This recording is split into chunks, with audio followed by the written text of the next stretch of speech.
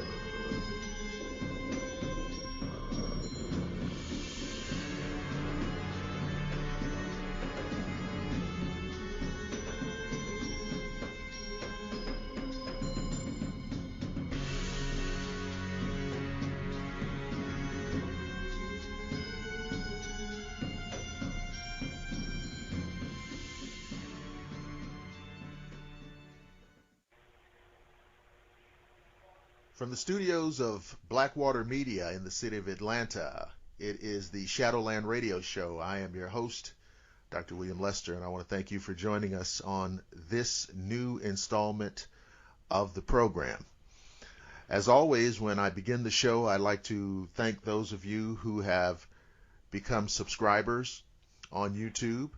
The numbers of listeners in general and subscribers in particular is growing weekly. And of course, if you go to YouTube and you just type in Shadowland Radio Show, our YouTube channel will come up and you can listen there. You can go back to all of the archived episodes and catch up, because I think we're up to like 25 episodes as of now. We are also, the show is also available for listening on Google+. We have a Facebook page. If you go to Facebook and type our name in, Shadowland Radio Show, we come up and you can catch all the archives there. You can also go to our home site, shadowlandradioshow.com. And again, just click on the episodes tab and catch all of the archives. Now, I want to welcome in a new sponsor to the program. I want to thank the people at Text Marketing Mojo. They've come on board, and we really appreciate their support. We're talking about absolutely the smartest approach to business growth, with pricing starting as low as $39.99 per week. If you want to dominate your market, direct specials to your customers' pockets via text messaging, and also practically guarantee dedicated return business. Now, it doesn't matter how big or small your business is, whether it's a one-man operation or, for example, Papa John's Pizza uses this service, and it's all with no required contracts. Now, here's how it works. It's really easy. You have a customized code generated for your business or your organization. The code will be made into flyers, tabletop cards, or can even be added to receipts. When your customer enters that code into their phone, they opt in for your specials. Next, you can choose the day and time of the promotion. We'll preload your message and it'll be sent out to your subscriber list and displays as a text message on their phone. Now, to find out more, visit www.textmarketing.com. Sign up today and use promo code 22WL. That is the folks at Text Marketing Mojo. Check them out. Now, you guys know how I feel about cryptozoology and all the related subjects that go with it. It's one of my favorite things to talk about. And tonight we are going to go all the way down into it. We're not going to just talk about cryptozoology. We're going to talk about Bigfoot. And we're not going to just talk about Bigfoot. We're going to talk about the Patterson-Gimlin film.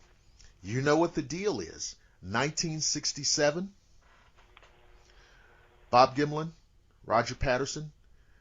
If you haven't seen the footage, I don't know what to tell you, because it's a remarkable piece of footage, and we have a man on this episode who has done an incredibly exhaustive and detailed analysis of what's seen in the film. I'm going to let him talk to you about it, and we're so glad to have him on the show. His name is Bill Munns. Bill, welcome to Shadowland Radio Show. Thank you very much. My pleasure to be here. Absolutely. We're very glad to have you. Now, before we get, into what happened on that day in 1967 and all of the subsequent fallout of that, would you mind telling the audience a little bit about yourself? Certainly. I come from a different background than almost any other person who's ever attempted to analyze the film, and that's probably why I have been more successful than the researchers before me. My background is actually working as a special effects makeup artist and involved in other special effects work within the motion picture industry from, I started at Universal Studios around 1969. So I was familiar with what was done back in the 60s in terms of making ape suits, monsters, creatures, et cetera, like that. And then went through all of the 70s, the 80s, the 90s, and everything, doing all of the special makeup effects, and then finally converted over to computer graphics and CGI work, which is what I do now. But that gave me a totally unique perspective on the Patterson film because, of course, people who have doubts about the film immediately think, well, it's a fake film, and Roger just got a friend of his to put on an ape suit and walk through the woods, and he ran after him filming.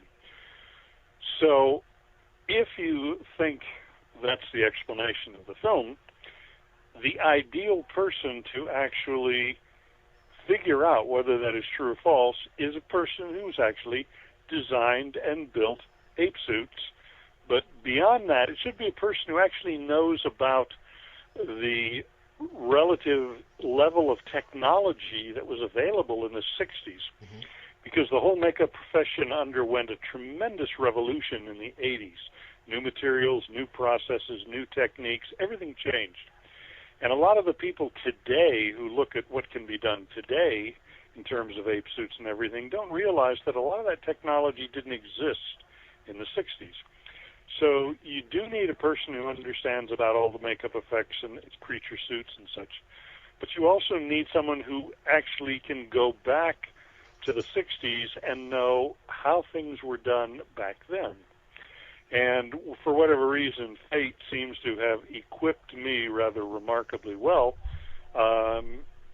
to be the ideal person to look at the Patterson film and really try to figure out exactly what in the world are we looking at. Now, one of the other things that is kind of different about my approach to the film that makes the analysis unique is the fact that I literally actually went into it from the standpoint of, okay, let's imagine it's a suit, imagine the film is a hoax, how was it done? Because if it is a hoax, you can't prove it if you can't explain it. If you cannot explain the process, you can't just say, well, it looks like a guy in an ape suit to me. That's not good enough. You'd have to be able to say, okay, it looks like it was done this way. There are arm extensions on it. This is the way the mask reshaped the face. These are where the seams are, everything in terms of the structure and such.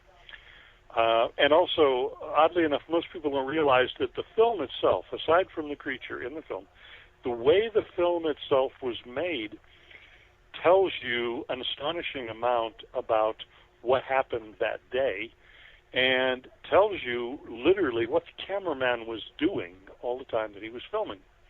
And if he was faking the film in incredibly subtle ways, his behavior is actually captured in the camera, and that could have exposed the hoax. So I went into it from this point of view, Okay, you think it's an ape suit, you think the film's a hoax. Let's take it apart piece by piece by piece and see if we can find any evidence whatsoever that this was staged or hoaxed. And the bottom line, cutting to the chase, is that after years of doing this, and probably doing the most exhaustive research that any individual's ever done on this film, I can say with absolute confidence the film is authentic. It is not a fake. That is not a guy in an ape suit in the picture. Roger literally came across something strange, grabbed his camera, and in a matter of a minute or two, filmed chasing after it until he ran out of film about a minute and a half later, and preserved it in that one instance. It all truly happened exactly like what we see. And that's the remarkable thing, because it is, to my knowledge, one of the best pieces of Bigfoot footage that exists. And I mean, we're talking, 4.5, almost 50 years on. Yeah. And even given the cameras, the video cameras, the photographic technology that people have at their disposal today, which is can give a high degree of resolution, and still this piece of footage from 1967, to my understanding, is the definitive footage. Yeah, there's no question about it. It definitely is. It isn't just the quality of the image, and oddly enough, the critics of the film always say, well, it's just a grainy, out-of-focus film. The truth is, if you know photography and you actually analyze it, you find out that it's in perfect focus. Mm-hmm. And even though there is a lot of motion blur, because Roger's trying to film while he's running, out of the 954 frames, there are probably about 400 frames that are absolutely pristine. They're as good a quality as 16-millimeter film can capture. Okay. And 16-millimeter film can capture an image that's better than high-definition TV, high-definition video, by far. So the image quality is actually excellent, and when Patty looks back at the camera, she's walking away, and for that one brief moment, she looks right back at Roger. Roger has planted himself down solid. He's not moving. He's just panning the camera around as she goes. And he is holding that as steady as he can, and he basically has given us a short sequence. It's only a few seconds in running time, but he has given us a sequence where almost every single frame through there is just about as good as you can get on 16-millimeter. And by doing so, he preserved a study of this physical body, this anatomy, that's second to none.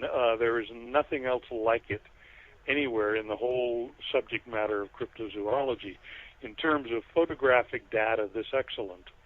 Now, so it is quite remarkable in that respect. Now, you said something there which I think people need to hear again, because you said something to the effect of the resolution or the quality of the 16-millimeter film surpasses high definition. I think that requires additional comment, because people just naturally assume that whatever we have now is just better. Yeah. Well, people nowadays are so caught up in video and digital photography that actually film, good old-fashioned photographic film, is a dying technology. There's hardly anybody today who even has a film camera. Right. The younger generation probably don't even know what it means to send your film in, and the next day you go to the store and get your prints. They just click, and then they look at it on the screen on their device. Right. And they don't even understand film. But film had a truly astonishing degree of resolution or image quality and image detail. There's nothing short of phenomenal. And it far exceeds standard definition or even high definition television. It actually comes close to 4K definition, which is just, of course, the new thing in film and videos to show things at 4K or 4,000 pixel resolution. But when we think of standard high definition television, that's like 1,920 of these little colored dots called pixels across the screen. And even 16 millimeter film, as small as it is, where it's only 0.4 of an inch across the picture on the actual film, the definition of that is well beyond that of high definition video. And so this good old-fashioned film is actually quite wonderful in its capacity for preserving a lot of detail. And so we're actually very blessed that Roger was using that instead of, like, say, a Super 8, like Abraham Zapruder used on, John Kennedy's assassination. They may have actually, if he'd done it, Zapruder had done it on 16 millimeter instead of 8, I wouldn't doubt that a lot of the questions about the Kennedy assassination would probably be totally resolved right now if we had that one step up in terms of image quality. So we were lucky that Roger was shooting 16 instead of 8, and he captured a remarkable document of a very real, very strange phenomenon. So can you take us back and just give a very brief thumbnail on what happened that day Sure. and how we ended up with what we have now? Yeah. Roger got interested in the whole Bigfoot thing around 59 and actually started investigating. He started interviewing people, started working on a book. He wanted to do a documentary. Around 1960, he rented his first camera and started to learn how to operate it. Over the years, going up to 67, he had rented a lot of cameras and was trying to put together a documentary, and he actually became quite proficient as an amateur cameraman. To think of him as just, a cowboy with a camera doesn't really do him justice. He really was a proficient amateur on the borderline of being semi-pro cameraman. Because we have other footage of his documentary work that we can see the type of equipment that he used, and he used, zoom lenses, large zoom lenses like a 12-120 on some of his footage, and that's strictly pro equipment. And Roger was using a lot of this, so we know he was on the borderline of actually being a professional cameraman. Most people don't realize that. Anyways, he was exploring out in the woods, and a lot of people wonder, well, how come he had the dumb luck to film something that other people don't have? Well, consider simple probability. If you go out in the woods for the afternoon and you go slightly off the parking lot into the woods, a few hundred yards, and then you leave in about an hour, how much time did you spend in the woods? What's the chance you're going to see anything strange? Not much. Roger would, with either Bob Gimlin or somebody else, he would go out in the woods for weeks at a time, literally spending every waking hour exploring. And the only time he would stop exploring was when he had to sleep for the night. So he would go out and explore hour after hour after hour, day after day after day. And when you consider how much time he put into the woods, the probability of him encountering anything strange or unusual is greatly increased by the simple fact he was there for more of the time. A second thing that most people don't realize is that Roger was deliberately prepared to be able to film on a moment's notice. Now, when he went down to Northern California, because he was up in Yakima, Washington, when he and Bob Gimlin went down there, it wasn't just, okay, we're going to Northern California and we're going to just wander around and I don't know if we're going to see anything. Most people don't realize that there was a trackway found 2 months before in that exact area, and it was studied by John Green and Rene DeHindet, and it's a region they call the Blue Creek Mountain area, and it's only a few miles from where Roger ended up for his encounter. So he went down there knowing that there was evidence of something unusual in the sense of his trackway. He'd gotten word on it about 2 months before his expedition. So he knew going in, there's something going on there. So when he went there with his camera loaded, it was a K100 camera, which is a wind-up camera. He had it all wound up, ready to go. He had his lens set at exactly the right exposure for bright sunlight based on the film he was using. He had a pistol grip on the camera, which makes it far easier to grab, hold on to, handle, and run while filming and such. So he was prepared on a moment's notice to get up the camera out of his saddlebag and start shooting and just keep on going. And most people aren't prepared to do that. Even if they go out in the wilderness and they encounter something strange, they're not prepared. They're not holding the camera right. It's in their pocket, in their knapsack. They're holding it by the carry strap, not the proper position or whatever. They're not ready to film something on a moment's notice. But Roger was. And he went into that area of Northern California knowing full and well that there had been evidence in the form of the trackway only 2 months before. So it made him feel there might be something there. Better be ready to film on a moment's notice in case I see something. So most people don't realize that he spent the amount of time in the woods that most people wouldn't do. He was a very experienced cameraman. He kept his camera ready to go on a moment's notice, and then fate basically dumped this miraculous encounter before him, and he grabbed the camera and he did it. Now, another thing most people don't realize about it is the fact that he and Bob were riding the horses up a stream. Mm-hmm. And the stream, I've been up to Bluff Creek. It's a pretty noisy stream. So basically, you can't hear anything or anybody like more than 50, 60 feet away, especially if you're on the other side of the creek. And there was a huge pile of logs and fallen trees and root structures sticking up on the opposite side of the creek. So when they were going north on Bluff Creek, ahead of them, about 50 feet ahead, there was this huge log jam on the other side, and literally they had no idea what was on the other side of that log jam. Now, Patty, our Bigfoot lady, who happened to be there that day, couldn't hear them coming because of the stream, and she couldn't see them coming because of the log jam.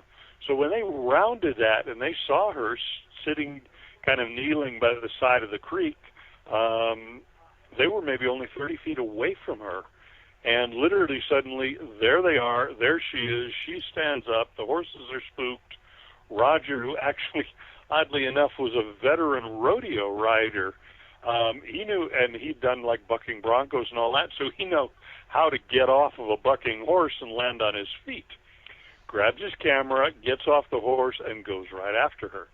So it's kind of funny in a way that so many of the circumstances were just kind of a perfect storm of events happening that made it possible for him to get the footage that he did.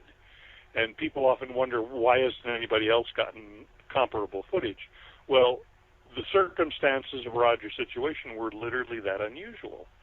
And so it seems that fate decided that Roger was going to be the person to film it, and they set up a perfect orchestration of events to make it possible.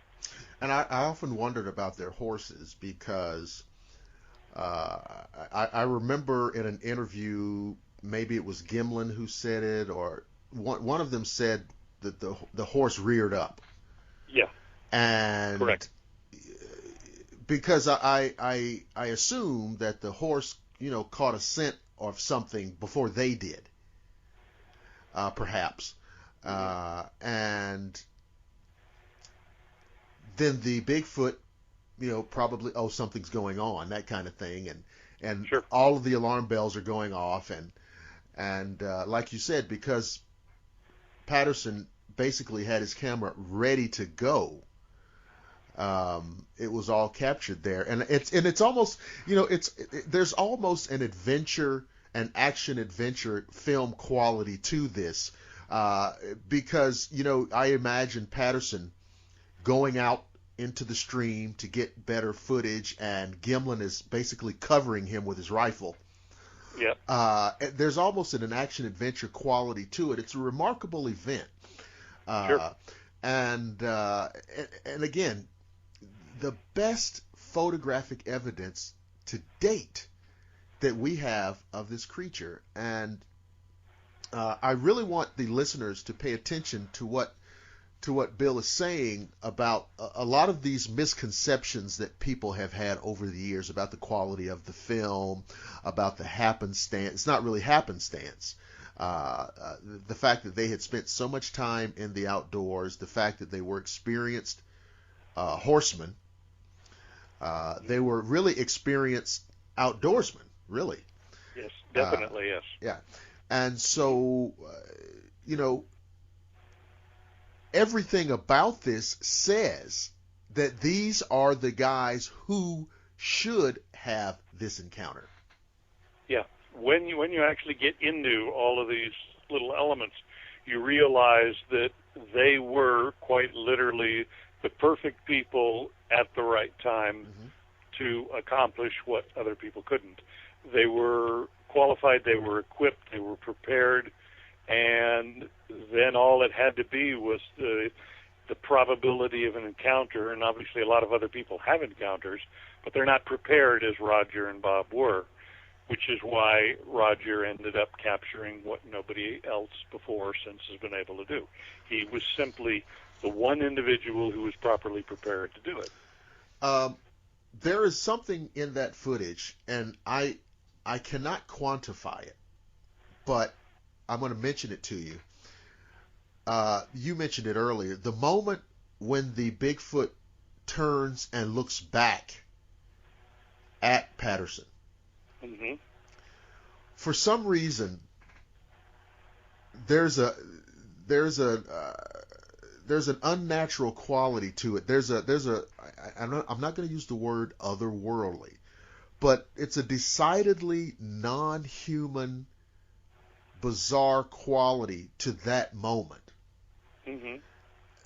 That I can't quantify, but every time I see that one instance, I'm like, wow, we're looking at something here that by all accounts shouldn't be here. And Yep. it's really, there's an anomalous quality to it. In other words, that's what I'm trying to say. Yeah. And you've looked at this film probably more than anybody else. I mean, did you come away with a feeling like, oh my God, what are we looking at? At first, I sort of had that feeling, but after a while, obviously it sort of sunk in. Yeah. And then, as I got more and more into it in terms of the analysis, literally combing through it for any imaginable element or factor that could justify calling it a hoax, and finding that it just comes up 100% authentic. Mm-hmm. In a proper analysis, just little by little. I think one day it finally dawned on me where I just said, "Damn, this thing is real." It's a real thing, yeah. And even though I'd been leading up to it for a long, long time, it was still kind of a bitter pill to swallow. And one day I just pulled it up on the screen and looked at it and said to myself, "Damn, this thing is real." As impossible as that sounds, it is real. Now, according to your analysis, what are your estimates as to the size of the creature in the film? Well, there's been a lot of controversy about the size, and I actually started that in one of my early analysis works where I thought by knowing the lens I could basically calculate her size. All right. Unfortunately, that's proven to be more complicated than I actually thought. Oh. Because I've done a lot of analysis on some different lenses that Roger could have had on his camera, the standard one and a couple of ones that he could have easily switched for the standard one, and how Patty calculates with each of these different lenses. And right now there's a very strange optical contradiction in some of the different ways of looking at it that I haven't completely resolved yet. So I'm not going to go out on a limb and tell you exactly how tall she is. Okay. In all likelihood, she is probably in the range of around between 6'2" and 6'5". Okay. Now, people who use another method of calculating her height, they look at one particular picture where the back of the foot, the sole of the foot, is almost straight at the camera because of the way she's lifted it before she pulls it forward to step. And they've compared that to the 14.5-inch footprints that Patterson collected from the site and cast up in plaster. And they try to calculate her height based upon scaling. If that foot is 14.5 inches, then they get a certain height. Now, the people who do that don't realize that that particular picture of the foot has a lot of motion blur, and motion blur can tend to make an object seem a little bigger than it actually is. So we actually have to scale down the foot if we eliminate the motion blur, and if we scale down the foot, that would make Patty a little bit bigger by comparison. Mm-hmm. So these people who use this foot as ruler concept usually come up at around 5'10" to 6 feet. Mm-hmm. But if we scale down the foot and get rid of the motion blur, that again would push her up somewhere between 6 feet, 6'6". So those are both reasonable projections for her approximate size. But there's some technical things I couldn't possibly explain in right. the interview because they're quite complicated, and you need to see pictures to understand why. But basically, from what we know right at this moment today, that's about as close as we can get in an estimate of her size. So that seems to fall within, and so much of this is theoretical, but that seems to fall within the parameters of what's in the literature about a female Sasquatch. Yeah. Okay. Especially if you look at a concept of sexual dimorphism, mm-hmm. where in many mammal species the males are bigger than females. Mm-hmm. It's certainly reasonable to project that a female is not of the same stature as a male of the species, and some of the males could be bigger. That, just from purely biological standpoint, that would be a reasonable thing as far as conjecture goes. Right. And if we look at not only modern humans, as far as the average female height, average male height, mm-hmm. we see the average female height is decidedly less. If we look at our early ancestral hominids, we see the same thing. Like going back to Australopithecus afarensis, mm-hmm. that Donald Johanson studied his first family of about 15 individuals. He found much bigger males, much more petite females. So the variance in male-female size in anything within like the hominid lineage is very, very reasonable. So Patty's about right for a female, and obviously she is because of the conspicuous breasts. Right. And males definitely could be larger than that. Nothing unusual about that biologically. Wow, that's incredible. So, you've done this analysis, and other than, rough estimating the size and the distances, what are the qualities of the creature in the film itself that led you to suspect that you were looking at something biological? Well, first of all, I had to go through all of the prospects of, if it's a costume fake and there's just a human in a fur costume and an ape suit, what could I look for on that? And so basically, I went through the full range of techniques and processes to try and disguise a human that way, and found there are elements of the anatomy that just simply cannot be done by ape suit technology, like shape of the head and things like that. So once I got to that point where I could actually eliminate the prospect that it's a hoax or the person in a costume, then I was able to actually look at the anatomy just from the standpoint of saying, okay, it is biologically real. What is it? And some of the curious things that I find are, in terms of physique, it has body proportions quite similar to Neanderthal, one of our early human relatives. They were relatively stocky. They had a relatively long spine, short legs, a low crural index, which is the ratio of upper leg to lower leg, and slightly longer arms in comparison. And Patty fits that description very, very well. There's some of the earlier robust Australopithecines that also have body proportions somewhat like that. So we're looking at a body form that actually is very, very reasonable compared to some of our hominid ancestors. But when we get into the shape of the head, the closest match for the shape of the head is actually an early hominid that used to be called Zinjanthropus boisei, and now has been reclassified as Paranthropus boisei. Lived about 1,300,000 years ago in the Olduvai Gorge area, and the type specimen skull was excavated, I think, back in the 40s or 50s by Louis Leakey. The skull's known as OH5. That's its museum ascension number. But the Boise eye skull was unusual in that it was had a relatively modest face in terms of the projection of the mouth relative to the eye sockets and the cheek area. So it didn't project out terribly far, and it had a very, very powerful brow ridge. But once you get above the brow ridge, the skull goes almost straight back, instead of the modern human skull where you come up to the brow ridge and the skull goes almost straight up. This one goes almost straight back on the Zinjanthropus or Boise eye. And oddly enough, that's exactly what we see with Patty. The Boise eye also has a slight sagittal crest. It's very subtle. Some of the other early hominids have more, and of course gorillas have a lot more. But there's a little bit on Boise eye.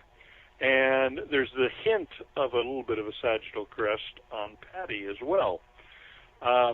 So basically the way I look at her, she has a body very similar to Neanderthal, and she has a head very similar to the Paranthropus boisei, early hominid. Mm-hmm. And so if she is in the human lineage, I know there are some people who think that she's related to Gigantopithecus, but if she's in the human lineage, chances are her ancestry might go back to very early Neanderthal, possibly something that is common between Neanderthal and boisei maybe, or we might have one of the two relatives and then the rest of it's just convergent evolution where it kind of matched up.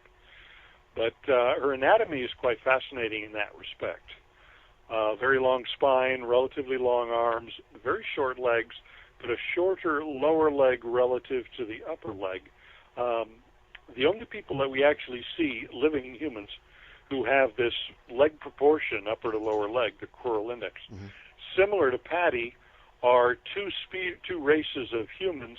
The Inuit people, who I believe exist in the North Canadian wilderness going up to the Arctic Circle, and the Sami people of Lapland, who are in the European continent up near the Arctic Circle. So the only two living human groups that we see with a similar proportion of torso and leg are people who are living in an extremely cold environment. Okay. And of course, most of the Bigfoot material comes from the northern climes, not quite all the way up to the Arctic Circle, but definitely in a northern climb, and suggestion that the northern climate might have had some influence on the anatomy. So oddly enough, that checks out purely from a biological standpoint of adapted to environment. You know, if she had the proportions of a human in the equator in a totally tropical environment, and we're finding her, up in well above the, going almost pushing toward the Arctic Circle and such, then we definitely say, okay, something's wrong there. That just doesn't match up to convergent evolution. But the fact that she inhabits a northern climate, and most of the sightings are in northern climates, and she has bodily proportions that match humans that occupy northern climates. It's kind of a very, very remarkable parallel. And I can't imagine a hoaxer back in 1967 understanding this and say, well, I'm going to make the proportions this way, and I'm going to trick the people 50 years in the future who are studying this into thinking she has anatomical portions. Yeah, and I was about to say, I was thinking back to, of course, Planet of the Apes, 1968. Right. Right about the time you were going into the industry. Right. And, of course, that film in 1968 had remarkable effects. But we understand that, those were human beings made up to look like apes. Right. And there was it was well done, okay? Yeah. And there have even been debunkers who tried to, correlate the proximity in time of the Patterson film and the release of the Planet of the Apes movie. Right. As to why it simply had to be a man in some kind of costume. And of course you have laid out several reasons why that's not the case. But it's interesting because that was probably about the pinnacle of special effects at that time. Yes? Well, actually, I have to disagree with you on that. It wasn't. Okay. The public thinks so, All right. and the Hollywood public relations machine was pounding it into people's heads that this is the most incredible thing Cutting edge. that's ever been done. But the truth is, the most incredible apes that were ever done during that era were in the movie 2001: A Space Odyssey. Oh. It came out 2 months later in the Dawn of Man sequence. Okay. Those were done by an Englishman, Stuart Freeborn, and they were so far beyond the Planet of the Apes stuff that there's no comparison. Oh. John Chambers, who designed all the Planet of the Apes stuff and got a Special Academy Award for it, there's no question John did a lot of phenomenal work. So I'm not saying this to run him down in any way. Okay. He was an incredibly gifted artist. I knew him. I met him. I studied his work extensively. He was incredibly talented and gifted. But the truth of the matter is, what he did on Planet of the Apes was not more technically sophisticated than what other makeup artists did 30 years before in The Wizard of Oz. Oh. He did it well, but he was still using old techniques. Now, Stuart Freeborn, who did 2001 Space Odyssey, he basically totally redesigned the concept of the ape suit, particularly in the mask and the head, because what John did was make a big block of foam rubber for a lip and put little plastic teeth glued into it, and then the actor tried to open and close their mouth to move these blocks of foam rubber, and the foam rubber lips were just totally solid foam rubber. They had no capacity for any real expression of the lip independent of the teeth. Okay. Now, what Stuart Freeborn did is he designed a hard skull structure with hard teeth mounted in it, and then he put a soft foam rubber lip on top of it, and then he put mechanics inside it so he could move the lips independent of the teeth, which, of course, real people, real humans do all the time. So what Stuart Freeborn did basically was the future. What John Chambers did was an excellent execution of the past. Okay. People wouldn't realize how phenomenal Stuart Freeborn's work was because a lot of them didn't think they were humans in costumes. They had baby chimpanzees and they had grown-ups in costumes and they had some halfway between ones, and people weren't sure if they were big chimps or little people. Yeah, I never knew. And there were a lot of people who actually looked at that and didn't think that they were humans at all. So whereas you'd watch Planet of the Apes and you know full and well, okay, these are actors made up like monkeys. Right. Or apes or orangs, gorillas, chimps, whatever. But a lot of people watching 2001: Space Odyssey weren't really sure if they were seeing apes or people, which is a tribute to how brilliant Stuart Freeborn's work was. And if we look at the industry today, if anybody wants to do an ape suit of any kind, shape, or form, they will design it the way Stuart did in Space Odyssey. They will design a skull structure with hard teeth, and they'll have a soft lip on top of it and some type of animation to move the lips and produce expression. So, oddly enough, it was Stuart Freeborn who was doing the groundbreaking work, not Planet of the Apes, but the Hollywood publicity machine was pounding it into everybody's mind that the Planet of the Apes were the most amazing thing ever done. And when the Hollywood publicity machine pounds that into the conscious mind of America, it lingers as a very persuasive urban legend. It worked on me. Because that's what I thought of, when you started talking about, the dates and, when this happened and when you went into the business. I said, well, Planet of the Apes. And so yeah, it's definitely more famous than the other one, so that's part of why people gravitate toward it. Right. But saying all that to emphasize that none of those movie-making techniques, none of those cinematic techniques really factor in at all to what we see on this Patterson-Gimlin film.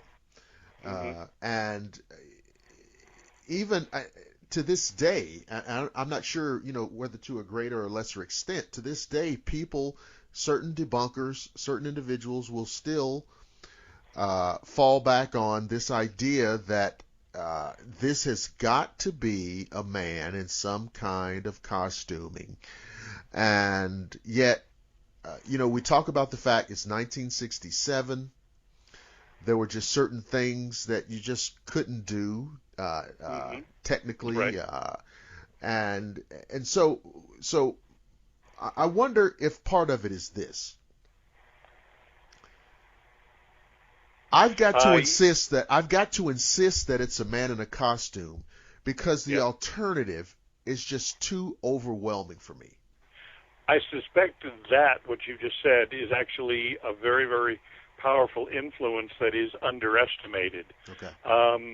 One explanation is so ordinary, so comfortable, so effortless to embrace.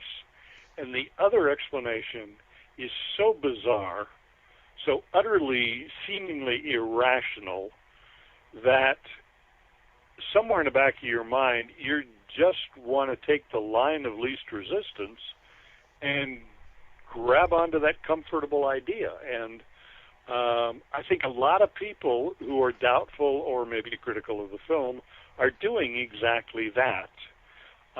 They're not really thinking it through. They don't have the necessary expertise. They may not want to invest the amount of time that it takes to actually really study it in detail. So they're just, for the limited amount of time and effort they're going to put into this consideration, they're simply going to take the line of least resistance and go to that wonderfully simple, comfortable idea instead of twisting their mind completely out of shape trying to embrace this utterly irrational and unbelievably unlikely alternative. And I think that actually does influence far more people than most realize. So that is definitely something that is a factor in this lingering resistance to this idea that this phenomenon is real. Now, we should tell people that if they go up to www.themunsreport.com, and that's TheMunns report, themunsreport.com, they can read in great detail about what we're talking about essentially. Well, actually, better than that. Okay. I mean, the Munns Report is my website, yes. Okay. And I set it up about 7 years ago, and it hasn't been updated in the last few years. But if I may boldly and unapologetically plug my book, plug it. I finally put it all together into a book about a year ago. I self-published it. Okay. It's called When Roger Met Patty, and it's sold on Amazon.com. It's about a 500-page book. Okay. And that is the culmination of my more than 7 years of extensive research. So that is the most up-to-date and by far and away the most comprehensive of my publications on the subject. So if there's one thing you want to read and try to sort it out in your mind and learn about this, I would wholeheartedly suggest that is the one to go to. But, of course, if people want to surf the web, they can run over to the Munns Report as well. But the book, When Roger Met Patty, will be truly the definitive analysis of this phenomenon. All right, so listen, guys, you just heard it. When Roger Met Patty, Bill Munns, Amazon.com, that's where you need to go for the final word on this. Because, I mean, I'm telling you that there's such a great detail of analysis of observation here that has been done. Now, have any people from let's say, I don't know, biologists, anthropologists, have any of them reviewed your work here? Several have, none that I can name specifically off the top of my head, only because I don't have their names in front of me. But there are quite a few who have actually reviewed it and were very, very impressed, and they definitely want to look into it further because of the work that I've done. Yes. And so that's, of course, that's what we want. We really do, as much as there has been a kind of adversarial posturing between, I guess, what you'd call the Bigfoot research community and the mainstream biologist community, I feel like we need those people to be involved with this, and I know that there'll be a lot of people who don't like it when I say the following thing. The way we get those people looking into this is by doing work like this, not by knocking on trees. Yeah. Okay. Well, basically, if I might diverge a bit, the approach that I took in writing the book is basically to first lay out the basic controversy and give you a little bit of history about the film, and then very extensively lay out of an extensive history of the whole concept of special makeup effects and ape suits and everything else, because we only have two alternatives. Either she's something real, biologically real, exactly as she appears, or she's a guy in some type of a fur costume. Right. Now, because the whole fur costume, ape suit kind of a thing seems so easy, so obvious, so comfortable, basically my approach was, okay, let's start there and let's see if we can find anything to support it. Anything at all that would validate that that's what we're seeing. And let's not even go to the biological reality unless we have totally exhausted our examination of, could this be just a fake with a person in an ape suit? Right. So I don't even go to the biological reality until we've utterly and completely destroyed that option. It is not a person in a costume. Now, I think that's the proper approach with the scientific community, because if you go up to them and say, yeah, I've got these great footprints and I think they're real, or I've got this and I think it's real, the first thing you're going to think about is, but what if it's a fake? I mean, how thoroughly have you excluded the possibility it's a fake? Okay. And unfortunately, most people, most researchers, if they have what they think is evidence of it, they haven't done the proper due diligence, and they haven't excluded the possibility that it's a fake. You might have a great footprint, and you look at it and say, wow, that's a great footprint. But how do you know somebody didn't sculpt it out of the dirt and then pour plaster in? Or make a beautiful foot out of clay and then cast a plaster one and then smash it down into the earth? How do you know that? How do we know that these people with this evidence haven't done an exhaustive discounting of the possibility of a fake? And unfortunately, most of them haven't. So I actually think the scientists who don't embrace that evidence are being very, very cautious, and reasonably so. They're actually being very scientific. They're saying, look, okay, you're saying this is real. The alternative is that somebody faked it. Before I'm going to consider this is real, because that is not the more likely probability, show me that you have exhaustively discounted the possibility this is fake. And then I will be glad to sit down and talk to you about if this is real. And that's when unfortunately, most researchers haven't done that. Right. That's when most of the Bigfoot researchers get stuck. And so most people in the scientific community are perfectly reasonable in saying, well, yeah, it's okay, the evidence is interesting, but I'm not going to go out on a limb and start discussing, okay, it's real and this, that, the other, because you haven't totally discounted the more obvious, mundane possibility that somebody faked it. And so in that sense, they're cautious. In that sense, they reasonably should be. And I think it's the error on the part of many of the researchers that they don't fully understand that it's their obligation, before they present any evidence, any footprint, any trackway, any film, any stick structure they find, I mean, anything. If they don't exhaustively examine every possible way that it's a fake, and if they can't discount all of those possibilities, then they really haven't done the proper preparation before they should present this to someone in the scientific community and say, this is real, let's study this.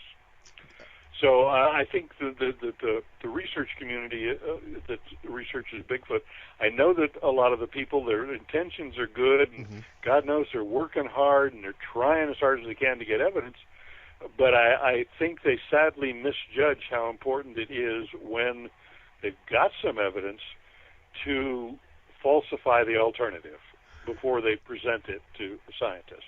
And if you notice, also, I think there are a lot of people in the Bigfoot research community who have now everybody's looking at DNA. That's like a new standard, because I think a lot of people feel as if, that is, I think they feel that that's something that will tip the scales and force a more legitimate scientific inquiry into the issue. But now the problem I see there is that, let's just imagine that you actually have a sample that is Bigfoot DNA. Well, if I don't have Bigfoot DNA in my database, what am I comparing it to? Yeah, you're comparing it to either ape or human. Okay, so what's going to happen there? Because, I mean, that seems to be the big thing, that people are in terms of hoping to validate this creature among mainstream scientists. I think a lot of researchers are putting their eggs in that basket. Oh, they definitely are. There's no question. In the one sense, it's because it is the most empirical evidence you can deal with. Okay.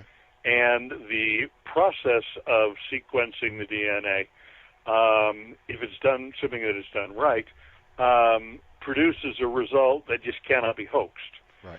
So it's wise for them to say this is the best evidence if it's properly done, yes.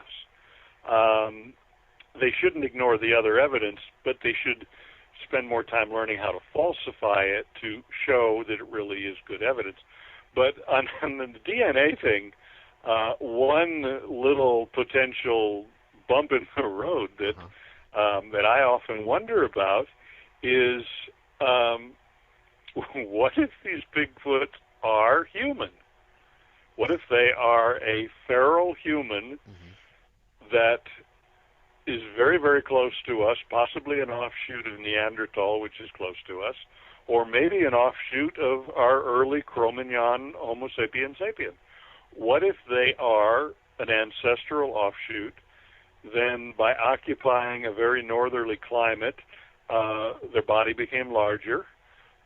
Somewhere along the line, one little mutation switch in their DNA turned on the hair, because I don't know if you're familiar with a medical condition called hypertrichosis. Yes. An occasional human has it, and they have virtually hair on their entire body.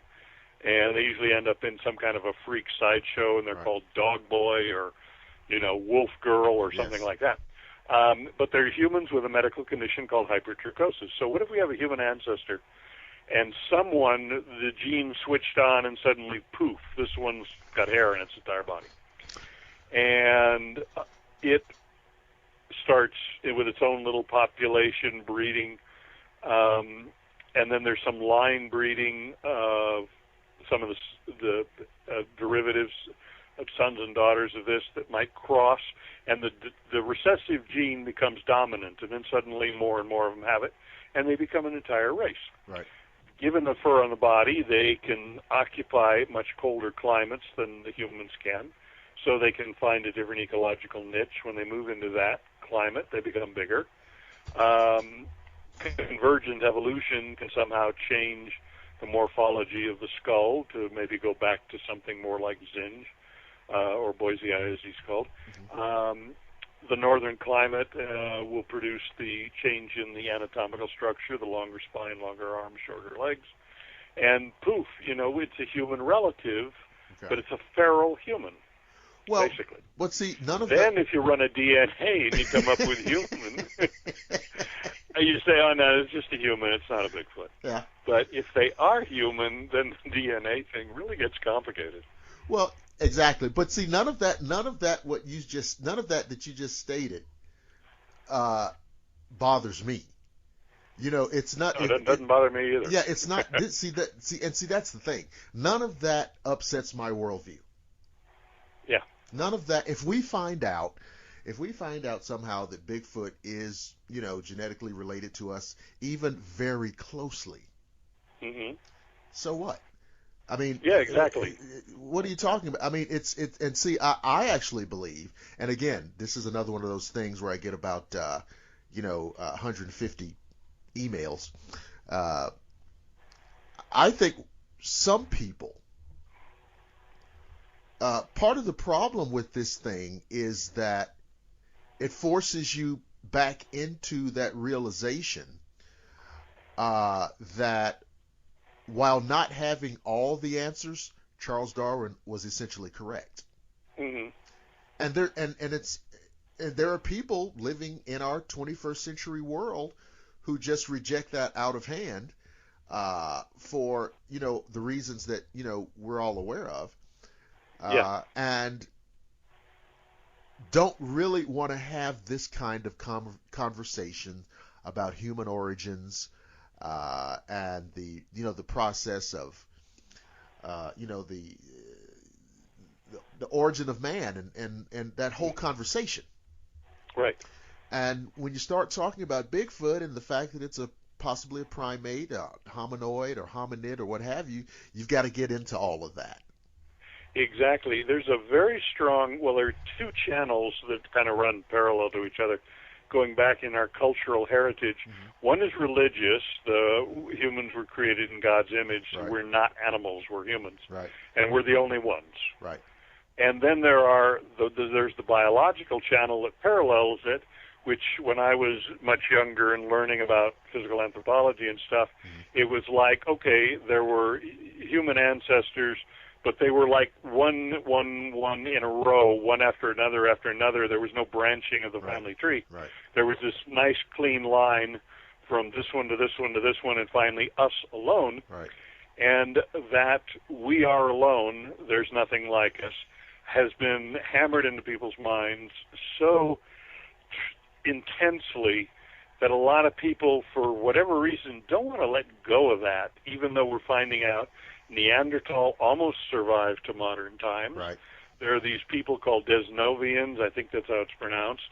We don't even know anything about them, but they're relatively recent. There are those little hobbits on Flores Island in Indonesia, the Homo florensis, I think it's pronounced. Forgive me if I'm saying it wrong. But anyways, now we're suddenly seeing that if you go back maybe 15, 20, 30,000 years, there could have been 4 different races or 5 different races or subspecies all coexisting, and it's not like we're not alone anymore. But yeah, a lot of people are hesitant to let go of that idea that, you know, we're alone, we're on the top of the heap, we're the king of the hill in terms of the animal kingdom. We're not animals, we're above all that, you know, and we're alone, period. And the idea that there might be another human form, especially one more primitive than us, a lot of people just mentally are not prepared to deal with that. Now, you know? This is, I don't know how we can categorize this, but is there any relevance to the fact that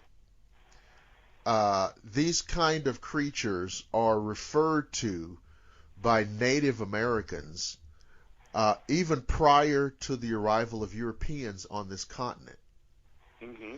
Is that relevant at all, and to suggest that, you know, this isn't just something that was made up by people, you know, in the 50s?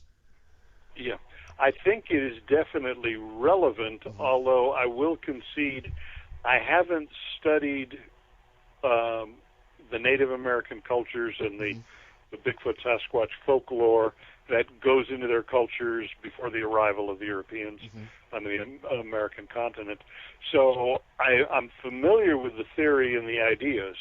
I can't say that I'm familiar with any of the real evidence to be able to argue that it's just folk tales, it's just, kind of a mystic invention, or whether it's based upon, the observations of reality. Right. But definitely it's a factor that does deserve a great deal more study.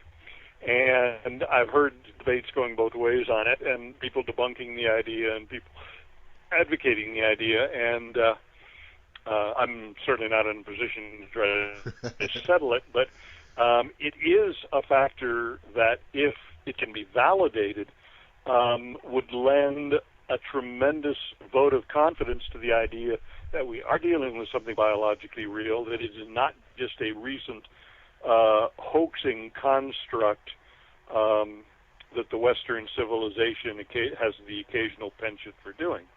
Because every now and then people obviously do love to hoax something, Sure. whether you want to call it a practical joke or whatever.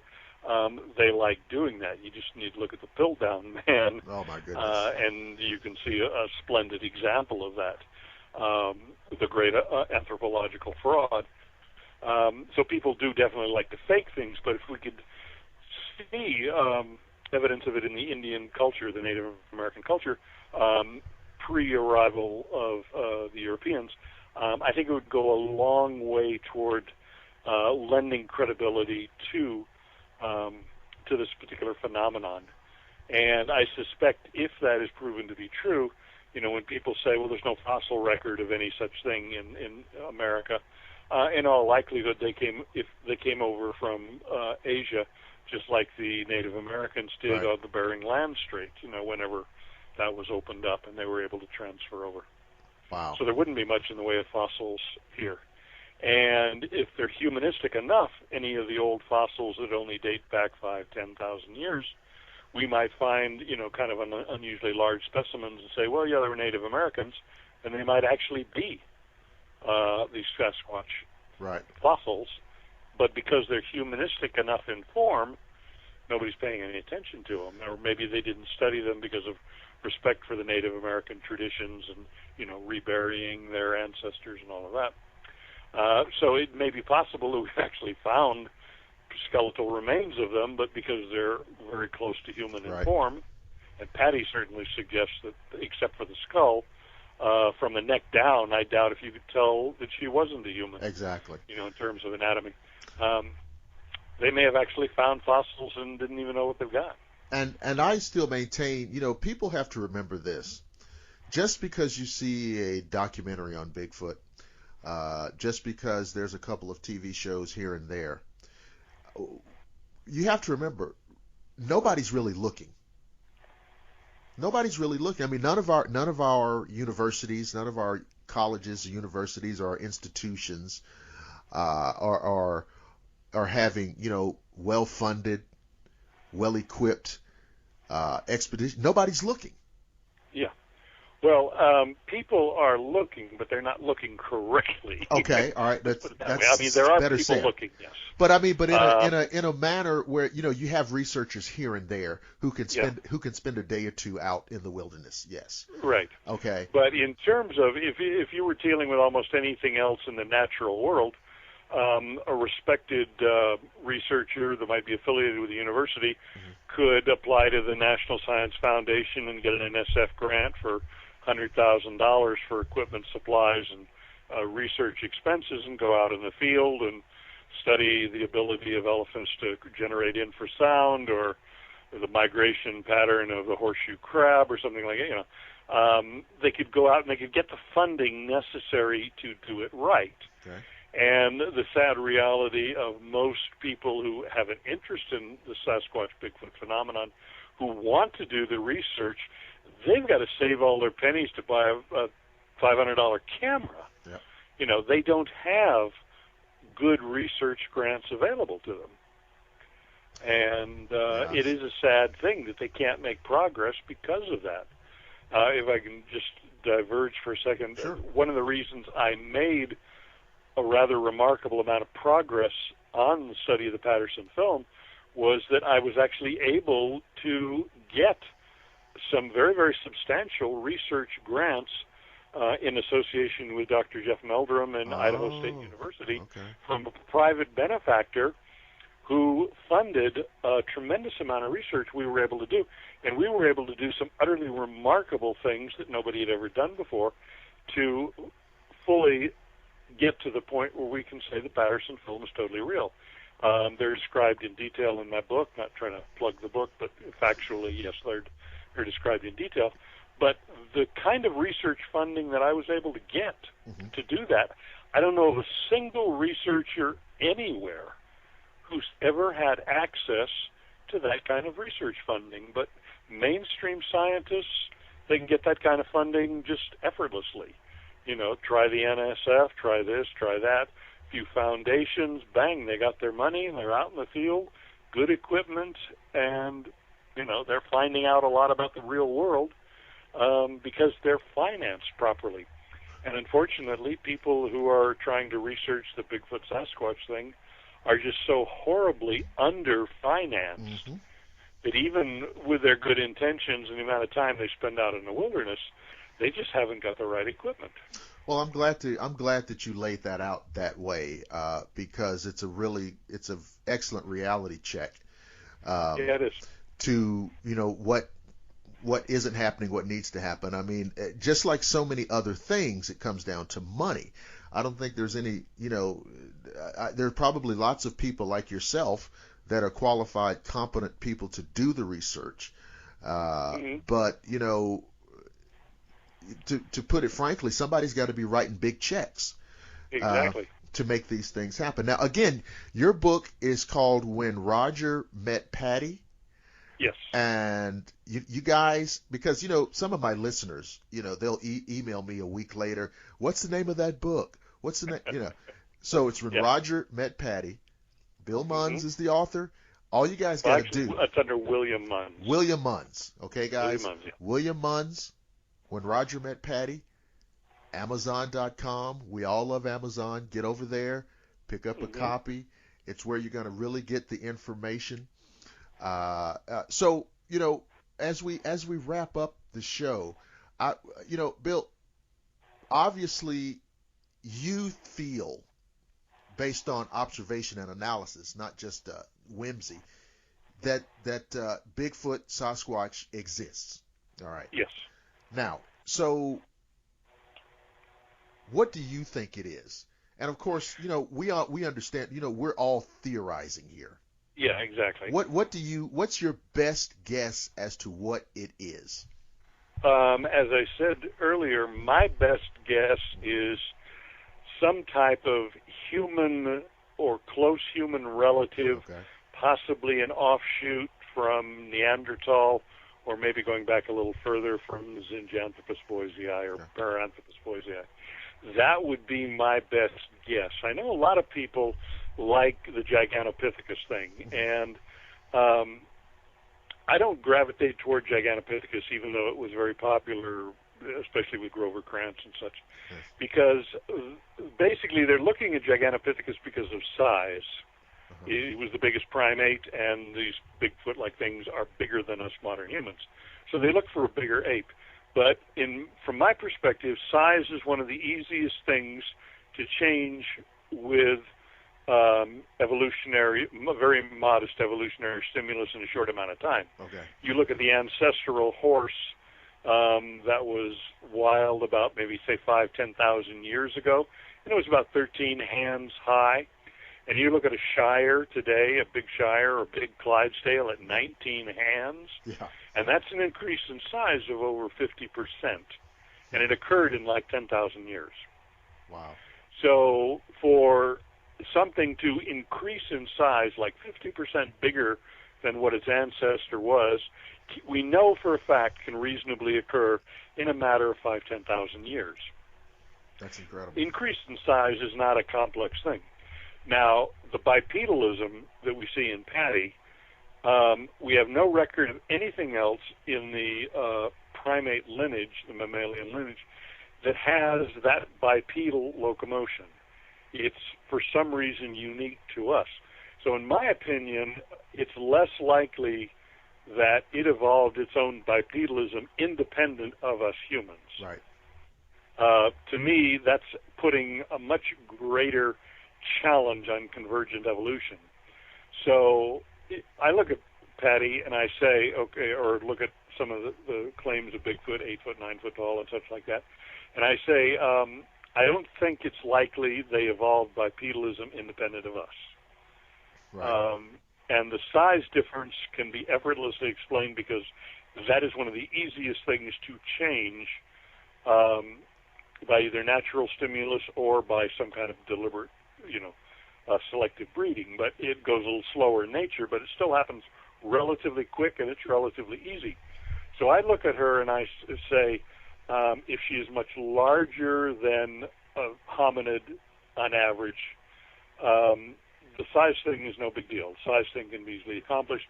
The bipedalism can't be. So I tend to gravitate toward somewhere in the human lineage when bipedalism was already established, and then I see her or that species diverging from our modern human line, and then we just have to deal with the morphology of the skull, which is a little bit different. But if we go back to Boise eye, and we practically got it right there. We just need to make it bigger. So, in my opinion, I think if we finally do validate this species, and somebody finally does run the DNA on everything else like that, I would put money on that as being what the DNA would finally prove. I think that's what the answer is going to come up. And like you, I look forward to the day when we can firmly establish the reality of this creature. And just kind of get into studying it and stop trying so hard to prove that it exists. Yeah, plus as a bonus, less people will think I'm crazy. Exactly. Well, yeah, that's an added benefit because yeah, that's definitely a plus. It's interesting because it's like, you can seem lucid and level-headed in every walk of life, and people accept you as that, and you start talking about Bigfoot or something along those lines, and all of a sudden, now this guy's crazy. Yeah, where's his tinfoil hat? Right, right. Yeah, And exactly. But I would point them to individuals like you. I would point them to individuals like Jeff Meldrum.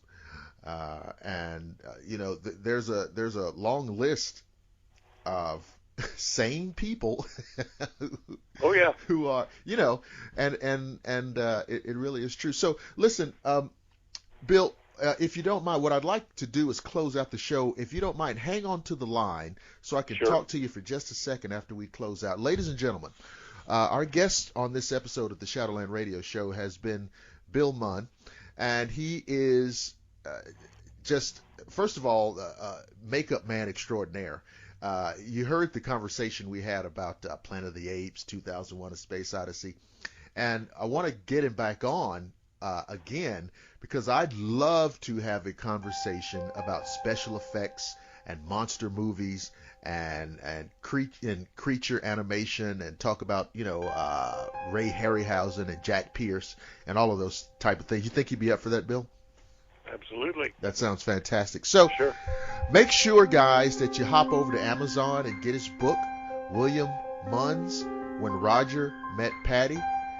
Get that book. He's got his website, the munnsreport.com website, that you can also check out. And there's a lot of great information here, guys. A lot of detailed information that demonstrates that we are dealing with a real phenomena of the natural world. This creature does exist. And Bob Gimlin and Roger Patterson in 1967 captured the reality of this on camera. I want to thank everyone again for subscribing on YouTube. I want you to remember to listen to us at shadowlandradioshow.com, Google+, Facebook. And remember, above all else, don't panic, don't freak out, don't stress yourself out, because I promise to see each and every one of you again on the flip side.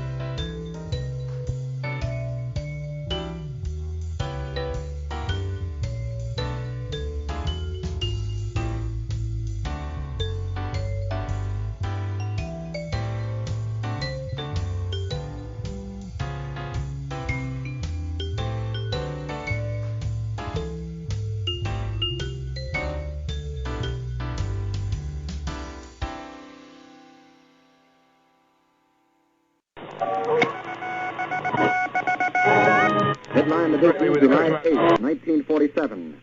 The Army Air Forces has announced that a flying disc has been found and is now in the possession of the Army. Army officers say the missile found...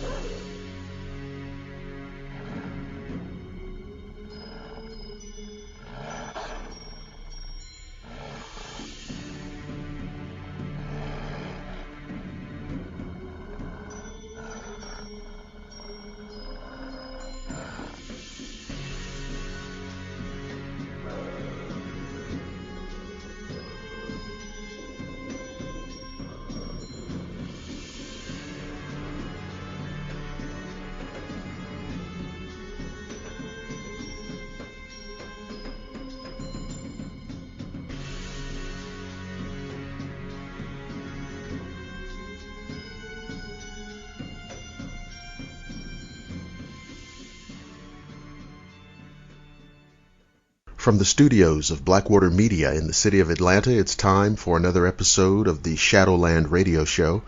I'm your host, Dr. William Lester. On this edition of the show, High Strangeness. The Van Meter Monster. In 1903, people in Van Meter, Iowa were terrorized by a winged giant monster. More than a century later, the mystery remains unsolved. Over a series of nights in the fall of 1903, several respected men of Van Meter reported a half-human, half-animal with enormous smooth bat wings flying about. It let off a very bad smell and scared the people of the town because it moved at speeds never seen before. It also shot a bright light from its horned head. Each time the creature was seen, shots were fired at it. First by a man named U.G. Griffith as it flew across building tops.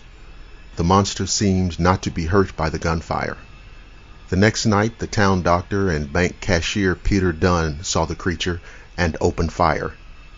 Dunn even took a plaster cast of great three-toed tracks left by the creature. The following night, a man named O.V. White was awakened from his sleep in his quarters above the hardware store and shot at the creature that was perching atop a telephone pole.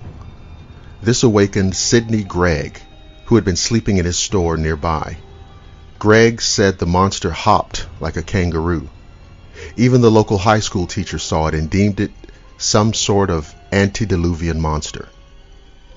After being shot a number of times to no effect, the creature flew away, never to be seen again. The Kinderhook Blob.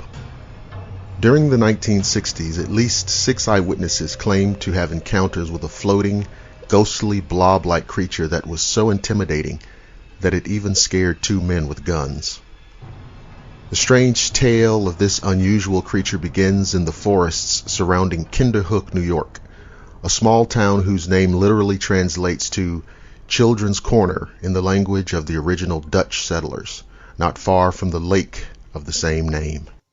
The first report of this creature comes to us from author and New York State Library genealogist Bruce Hallenbeck.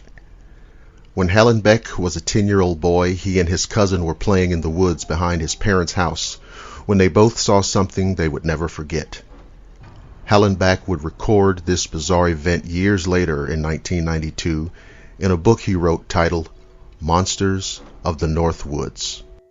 Hallenbeck says, "When I was 10 years old in 1962, I was up in the woods behind our house with my cousin Charlie, who was then age 7. We both heard this really high-pitched whistle noise. The children looked in the direction of the strange sound and were shocked to see what he later described as a white object peering at me from behind a nearby pine tree."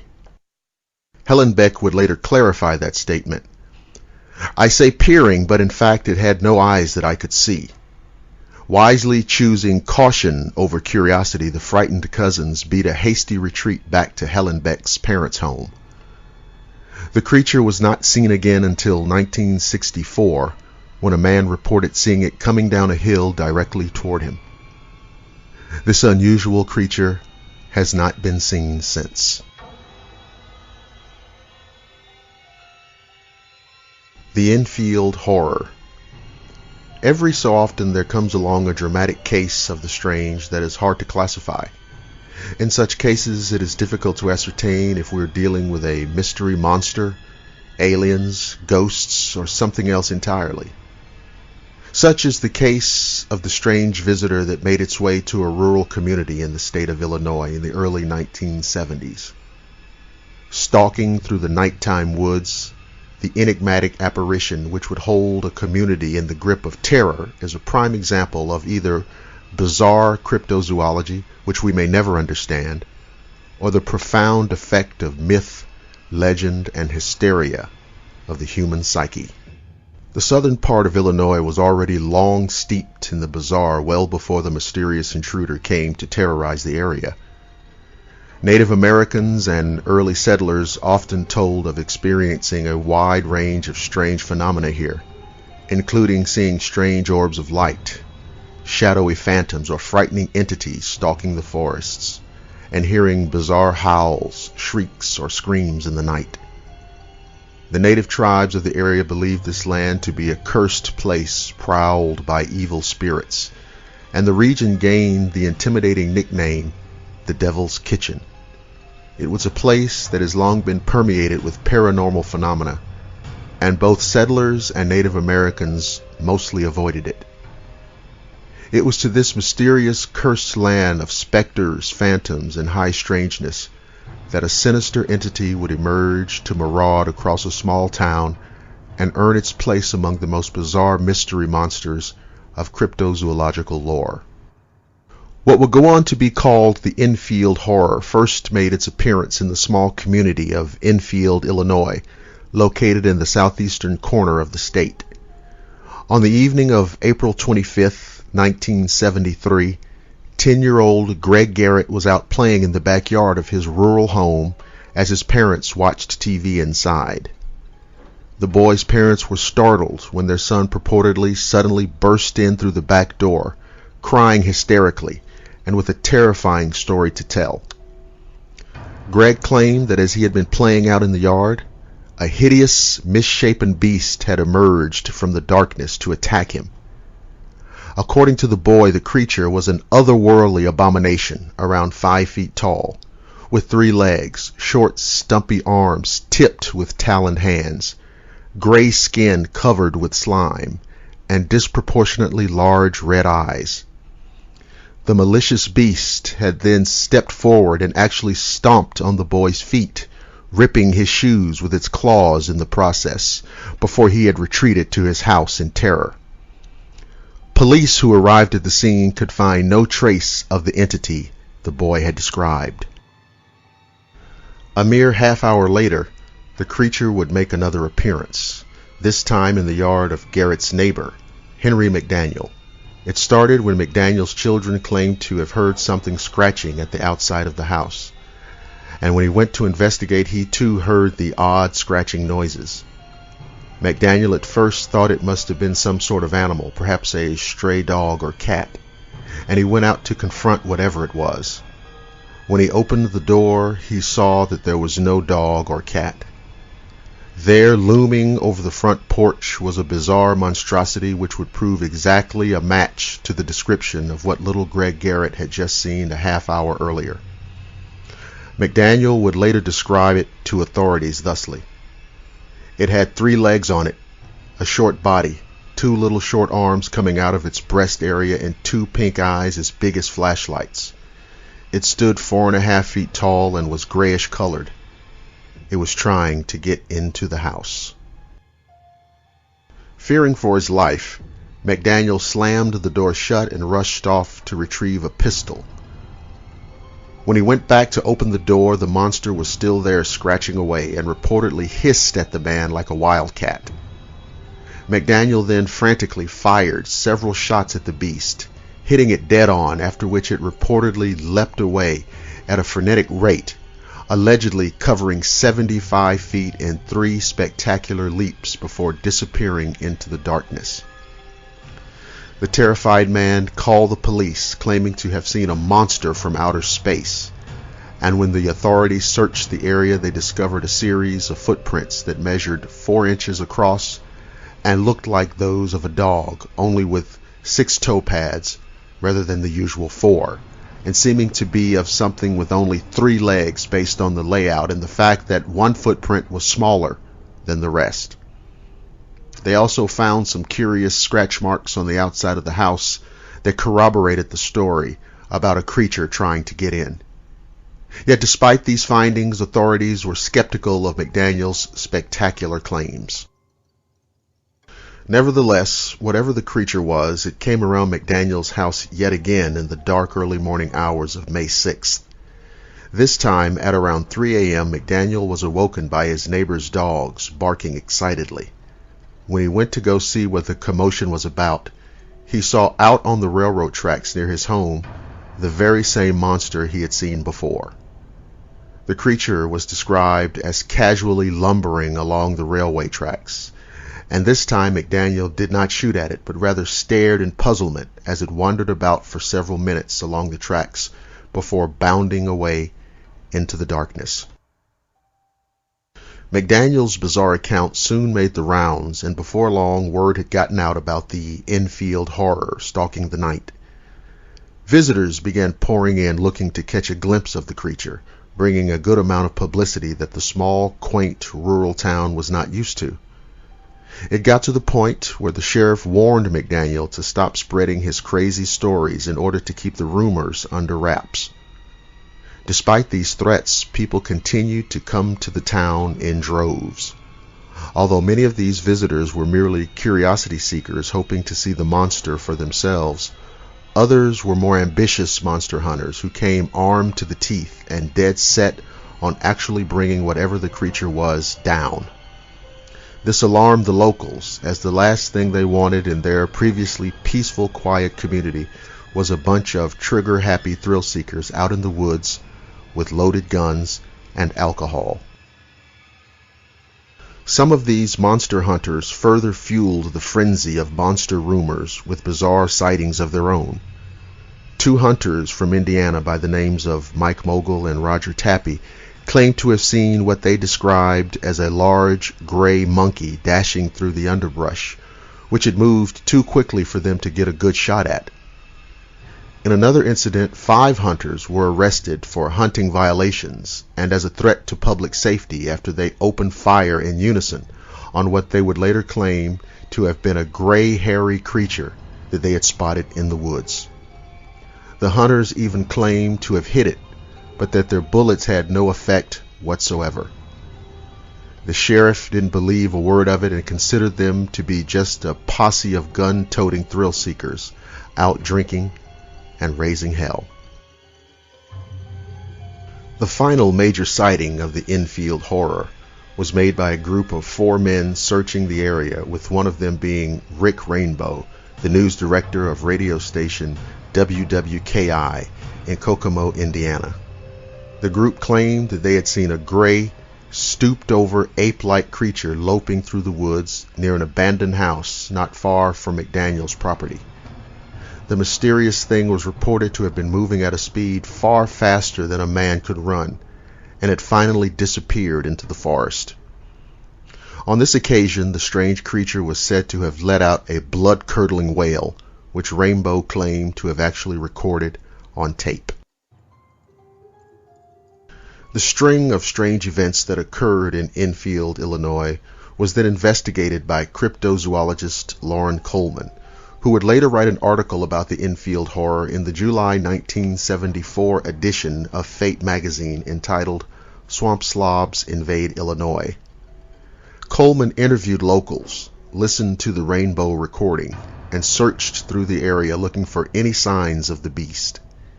He even went to the actual home of McDaniel to investigate, and as he was there, he claims to have actually heard the creature's peculiar wailing for himself.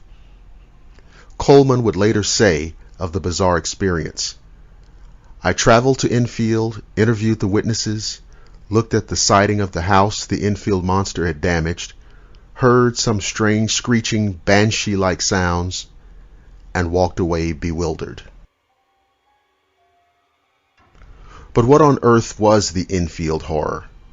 There have been many theories put forward over the years to try and come to some understanding of this bizarre story, running from the rational to the ridiculous. A popular notion is that what was seen was an escaped kangaroo, as this could account for the creature's purported leaping prowess, as well as give the impression of having only 3 legs under certain viewing conditions. The problem is that a kangaroo really looks nothing like what was described, leaves different tracks than what were found, and when faced with this possibility, the main witness, McDaniel himself, flat out dismissed the possibility, stating that what he had seen was no kangaroo.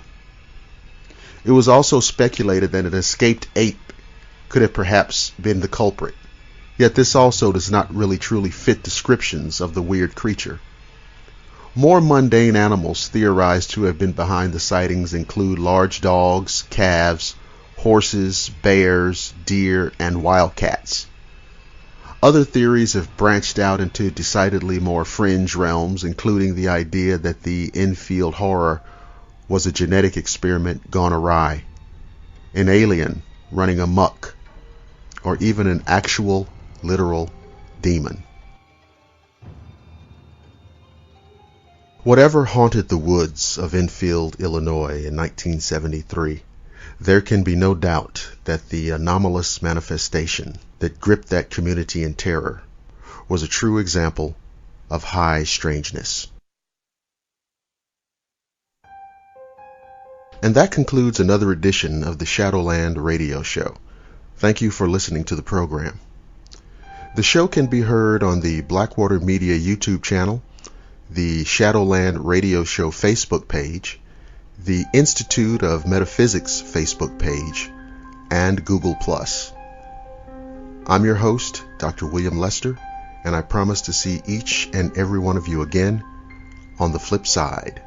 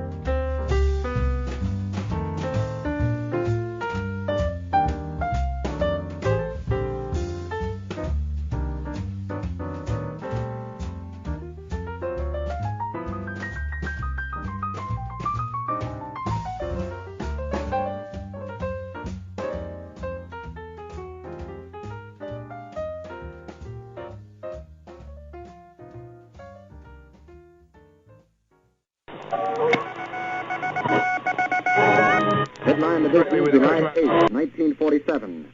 The Army Air Forces has announced that a flying disc has been found and is now in the possession of the Army. Army officers say the missile found...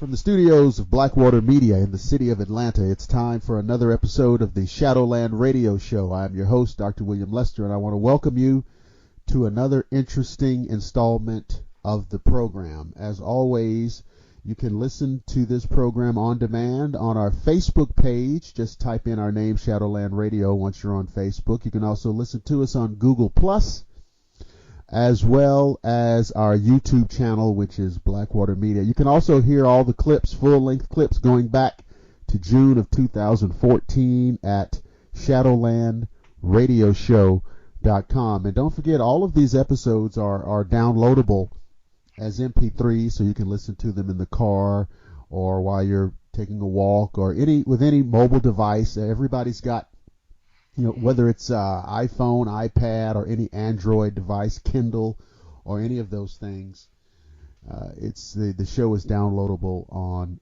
MP3. Tonight, we are very fortunate to have author, Fortean researcher, and publisher of the syndicated Phantoms and Monsters blog, Mr. Lon Strickler. Lon, are you there? Yes, I am. How you doing, William? I'm doing great, and it's great to have you. Now, it says on your blog, and by the way, folks, I guarantee you, just go to phantomsandmonsters.com, Pulse of the Paranormal, and I mean, it is just a veritable universe of paranormal, cryptozoology, everything you want. There's a lot there. It is phantomsandmonsters.com. It says here, Lon, that you have really been a Fortean researcher since the late 70s. So, tell us, how this got going for you.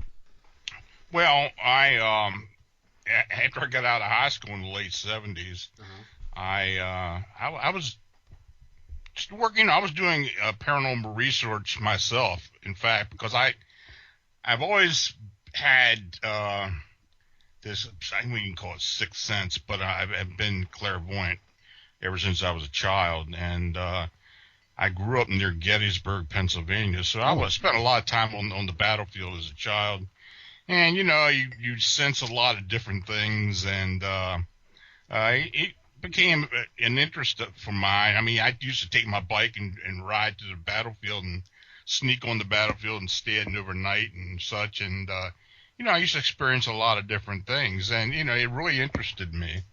And but at that time, paranormal research, there really wasn't anything as paranormal research as compared to what it is today. Right.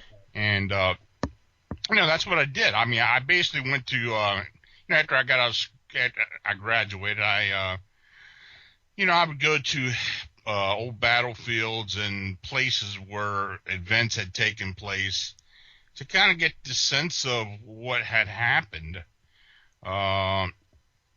Here in Pennsylvania or Maryland, those the two states I kind of concentrated on, and everything was fine as far as just doing paranormal research until I had an encounter in 1981 near Sykesville, Maryland. And so, of course, you've got to tell us about that now. So take us through it. Well, it was the date was May 9th, 1981. It was about 10 in the morning, and I was fly fishing on the south branch of the Patapsco River. And I was about a mile downstream Route 32, which is near Sykesville. And nice sunny day, low 60s temperature. I was kind of in an area where I've been before. It was an area that flattened out, so I could I could easily fly fish in the area. And so, like I said before, I've been there several times previously. So I was on the south bank when I noticed a stray mixed breed dog kind of moving in around the weeds and thickets on the opposite bank, which was about maybe 40 yards from me. All right. And this dog was weaving in and out of the brush. I didn't really pay him a whole lot of attention, just so he stayed over there and didn't bother me. So I got back to concentrating on doing my fishing. Right. And but after a few minutes or so, I heard the dog start barking and growling. And, the first thing I thought was, well, he stirred up a deer or something, or, ran into something. And when I looked in that direction, I noticed a dark, hairy creature bobbing up and down in the thickets. Uh-oh. Now, I didn't know what it was. There's no bear around there, And so I just stopped fishing and looked a little more intent in the area. And I got a better look, and I noticed this dog stopped barking suddenly. Right. And then I heard a yelp from the dog, and this creature stood up. And the best I could tell at that time was this thing was about 7 to 8 foot tall. What? And it had dark matted hair all over it. Now, I could see only the body from the chest up, because the rest of the body was obscured by the high weeds and thickets. But I stood completely still, and, the one thing I did notice were these ticking sounds. And, I observed while this creature kind of walked slowly through the thickets toward the wood. It was basically moving toward my left. And I tried to move closer, but the water, I had hip waders on, and the water was a little bit deep there, so it was hard for me to kind of get over there. So, of course, having the waders on, I couldn't move it fast at all to get a better look at this creature, but it simply moved too fast for me. So as it started moving toward the woods and going away, I did notice that it had of course, the height, it was built real heavy. In fact, when I first saw the face, it kind of reminded me of these typical Neanderthal that you see, Right. I didn't know what to make of it. I didn't know what it was. Of course, I had heard of Bigfoot at that time, but I didn't really know what it was. It wasn't really that far from a state mental institution, which was about 2 miles away. So the first thing I'm thinking is that, maybe somebody escaped or something. But, it was a male. I could tell when he moved out of the thicket. I mean, saw his genitalia. Okay. But he was, he had a lot of hair all over him. So anyway, since I couldn't, I couldn't follow it, and kind of saw second thoughts about following it anyway. It was moving pretty good. It wasn't running, right, but it was moving at a pretty good clip. I figured I better get back to my car, maybe drive into Sykesville and make a report to the authorities. Right. Because I just didn't know what I saw. So, I got back up onto the road, which was just behind me, but I had to get it back up on, up over kind of a cliff there. And when I got up on the road, I saw the dog. The dog had walked across the river since it was shallowed down further. And he did have a little bit of blood I can notice on his backside, but he was moving around pretty good. So I just stayed away from the dog. I just wanted to get in the car and just, drive and find a phone somewhere. So I drove to the nearest phone, which was actually located outside of a bar, which was on the river in Sykesville. The local police told me to go back to the area, or the person I talked to on the phone, and they'd, the police would meet me there. So I got back in the car, and I drove back to the river. And in fact, it was only like a 3-minute drive. It was only like a mile. So I got back to the area I was fishing at, and I was absolutely amazed that there was a Maryland State Trooper, a cruiser already there. Okay. And the state trooper told me to get back in my car and leave immediately because they didn't know how dangerous the situation was. And I could tell there were other people there already. Now, I didn't really get a good look, but, I tried to explain to him that, I made the initial report, but he refused to talk to me and told me again to leave. So, I was shocked that somebody had bear already. So I went back to the area. Well, I got in my, I turned the car around and went back into Sykes. I lived in Sykesville at that time, and I went ahead and went home. So about an hour later, I went ahead and got in the car and drove back down again. And, the place at that time was crawling with people. State feds, I figured they were feds because the vehicles were black. Back then they used to have, the old GMC, like, I don't know what kind of trucks they were, but they weren't, of course they weren't, like they are now, but they were larger trucks. And I saw a couple of station wagons that were colored black. And, so, I moved. I walked up to the. They had it cordoned off, and there was a police officer standing there, and I asked him if what was going on. Right. I'm just acting stupid, like I didn't know what was going on. And he laughed and said, "Well, somebody saw a Bigfoot." And he was standing there, and I said, "Well, did they find anything?" He said, "Yeah, I think they found some hair samples or something. I don't know what they found." But he refused to say anything else. I stood around there for a couple more minutes. So, but I could hear helicopters. From what I could see there, they had people with dogs moving in and out of the woods. I'd say at that time they had at least 20 people there looking around, and they had something set up across the river too. It looked kind of, I only got a partial look at it, but it looked like a tent of some type. Mm-hmm. They had that set up. So, I went ahead and walked back the car, which was actually about a quarter mile back because there were that many cars there, people, nosing around, wanting to know what was going on. So I walked back my car, got in, and went back home. So, when I got home, I called the local news stations. Uh-oh.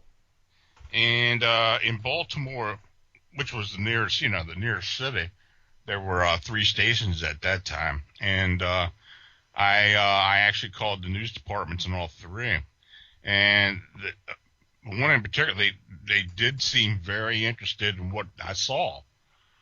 So I did.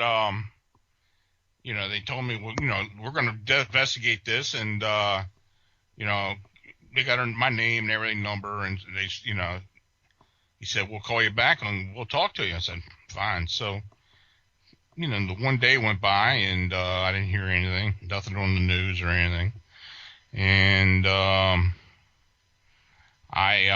actually called back to each of these newsrooms, and they didn't want to talk to me. None of them. Wow. They had heard of nothing. They They said, we really didn't want to talk to you about it. No information was available. We have no reports of an incident. I called the local police who I had called initially. They had no record of it. They didn't want to talk about it. And, I spent a lot of years after that trying to figure out what happened, what it was I saw. That was the day I got interested in cryptozoology, basically. Well, let's look at what happened here.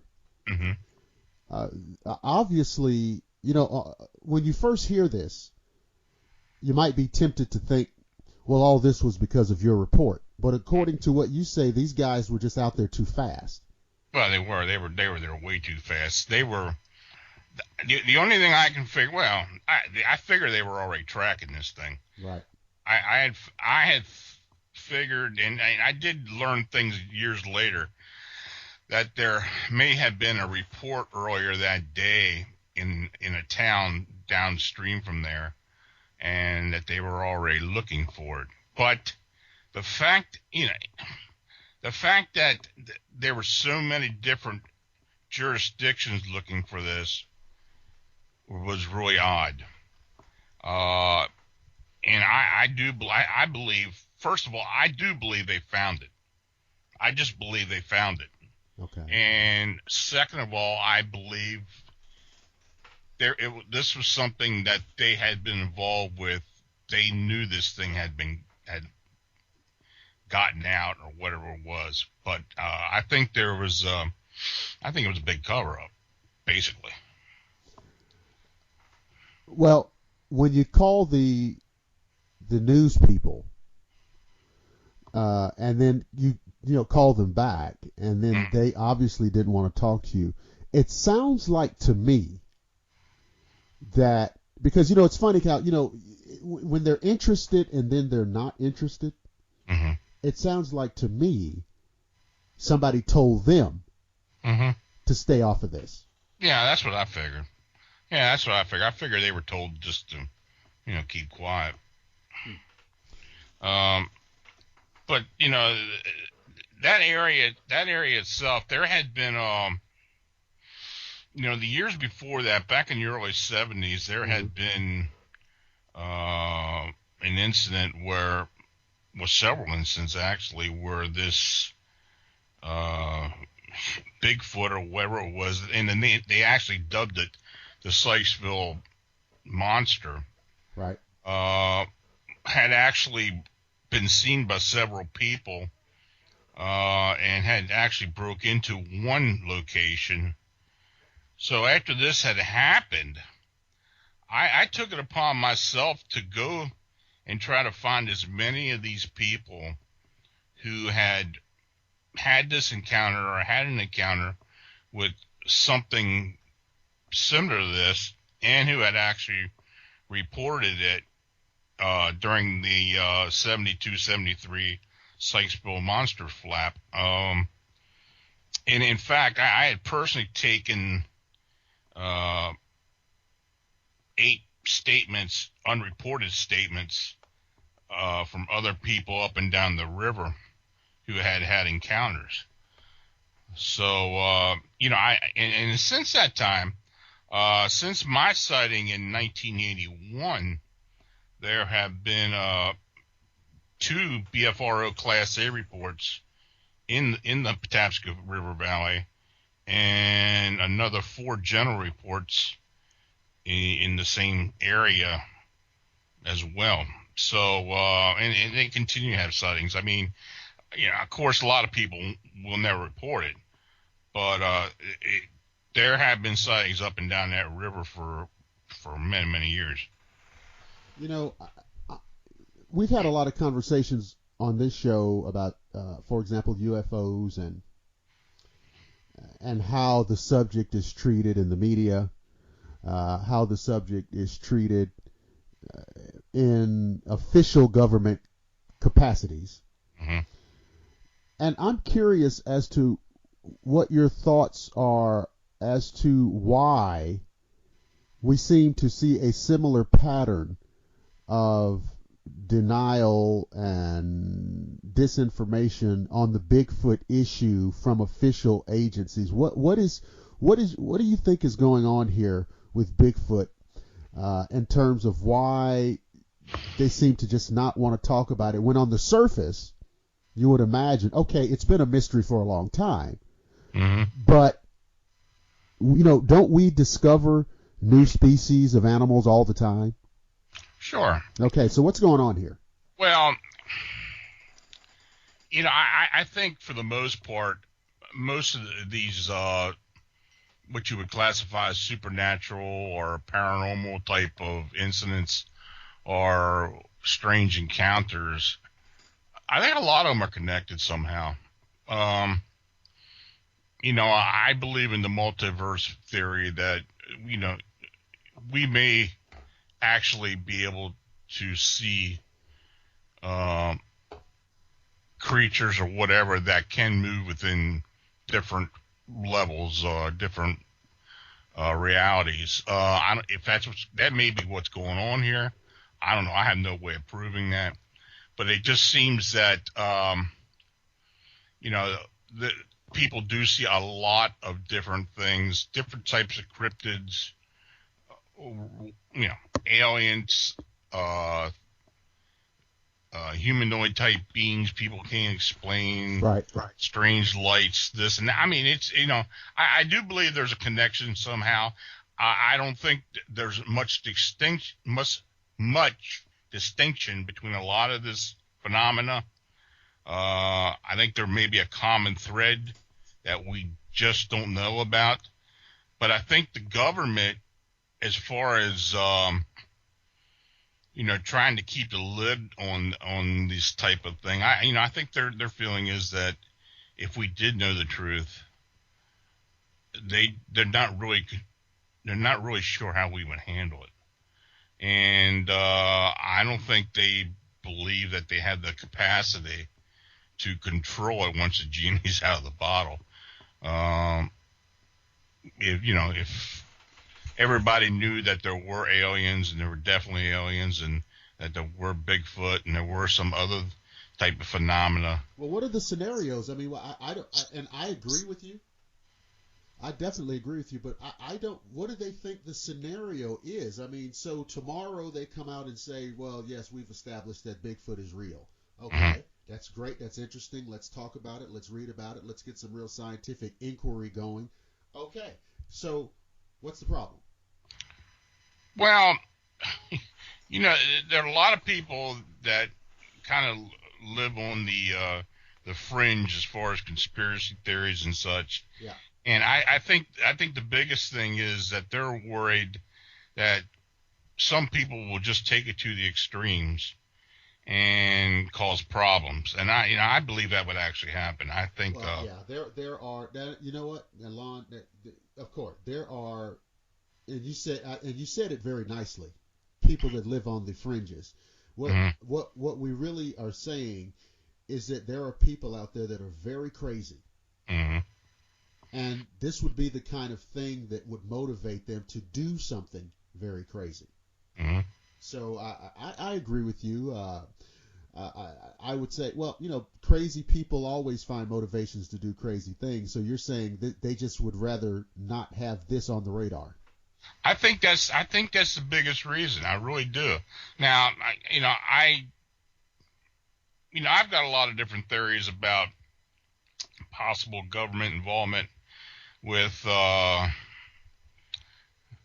other entities. There's always been this theory that there are alien beings that the government is working with to this and that, underground facilities, and there is evidence for a lot of this type of stuff. I mean, if you want to think outside the box, and I get a lot of different reports about a lot of different things, and I've been involved with people that are, that swear they've had experiences and been through abductions and lost time and such.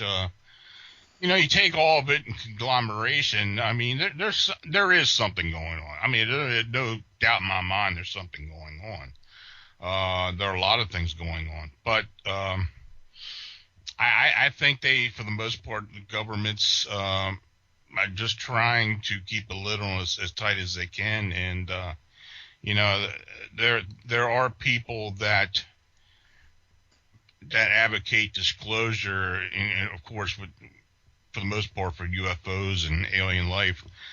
But I always say to these people, you better be careful what you wish for, because if the truth does get out, and if it's anything near the capacity I think it is, I think we may have some problems.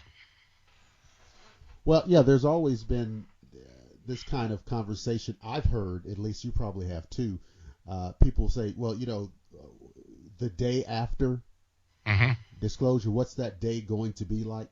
It really is something serious to think about, because probably for people like you and I, we will find it fascinating, and we will recognize the change and these kind of things. But there are people out there who, as I think about it, I realize there are people out there who will have a very difficult time kind of collating this into their worldview. No, absolutely. Well, look at, a perfect example is 9/11. Just look how people reacted to 9/11. It was, it wasn't a centralized thing, just people in living in New York. It was people nationwide and actually worldwide freaked out. Say something like that happened from some type of alien invasion scenario, or Well, no, I agree, and as you mentioned 9/11, what flashed in my mind is the following thing. So now, what are we? We're 15 years on from that, right? And that event triggered so many things that there are people in this country today, and I typically we don't do politics here, but I have to say this. There are people in this country now who actually want to, I guess, ban or forbid or disallow anybody in America being a Muslim. Yep. Now, I know where that comes from. Now, in my mind, that's ridiculous. Sure, it's ridiculous. However, there are people who feel that way and feel like that's perfectly reasonable. Well, these people that perpetrate this type of thing, I think they're insane, but that's what they believe. It's using fear. Yeah. It's using fear to control people, and I've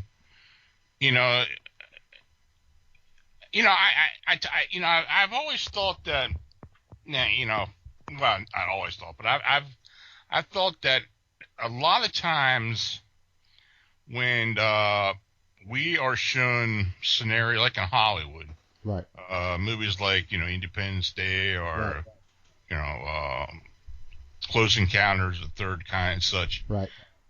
I think the government kind of wants those type of movies to be shown and maybe twofold, because they want us to maybe get an idea of what could happen, but at the same time, we're being spoon-fed what may be eventually a reality. What's going to happen. Yeah. And, I do believe, and, I've heard a lot, just like Close Encounters, that movie itself, I had heard a lot of different rumors about that movie, how the actual government was involved in maybe some of the script and how it was actually, how the movie was developed. Well, J. Allen Hynek was in the movie. He was in the movie, absolutely. Yeah. So, I think you're right. I think that go all the way back to there's a few movies in the 50s, The Day the Earth Stood Still, with Michael Rennie and Patricia Neal, and then you had the other one, Earth versus the Flying Saucers. Mm-hmm. That was one where you had the UFOs basically blowing up Washington D.C. Mm-hmm. Yeah, I think ever since Roswell, even though Roswell wasn't a big event at the time, Mm-hmm. and it took until the early '80s for people to really start concentrating on it. I think, like I said before, we've kind of been spoon-fed what possibly may happen, and that if something would happen, we wouldn't be totally shocked. But the fact is, they're not gonna open it up and let us know what's in the right. What's in the genie bottle. Right. And I've said this a lot of times because I've heard people, the disclosure type people, and I'll say it again.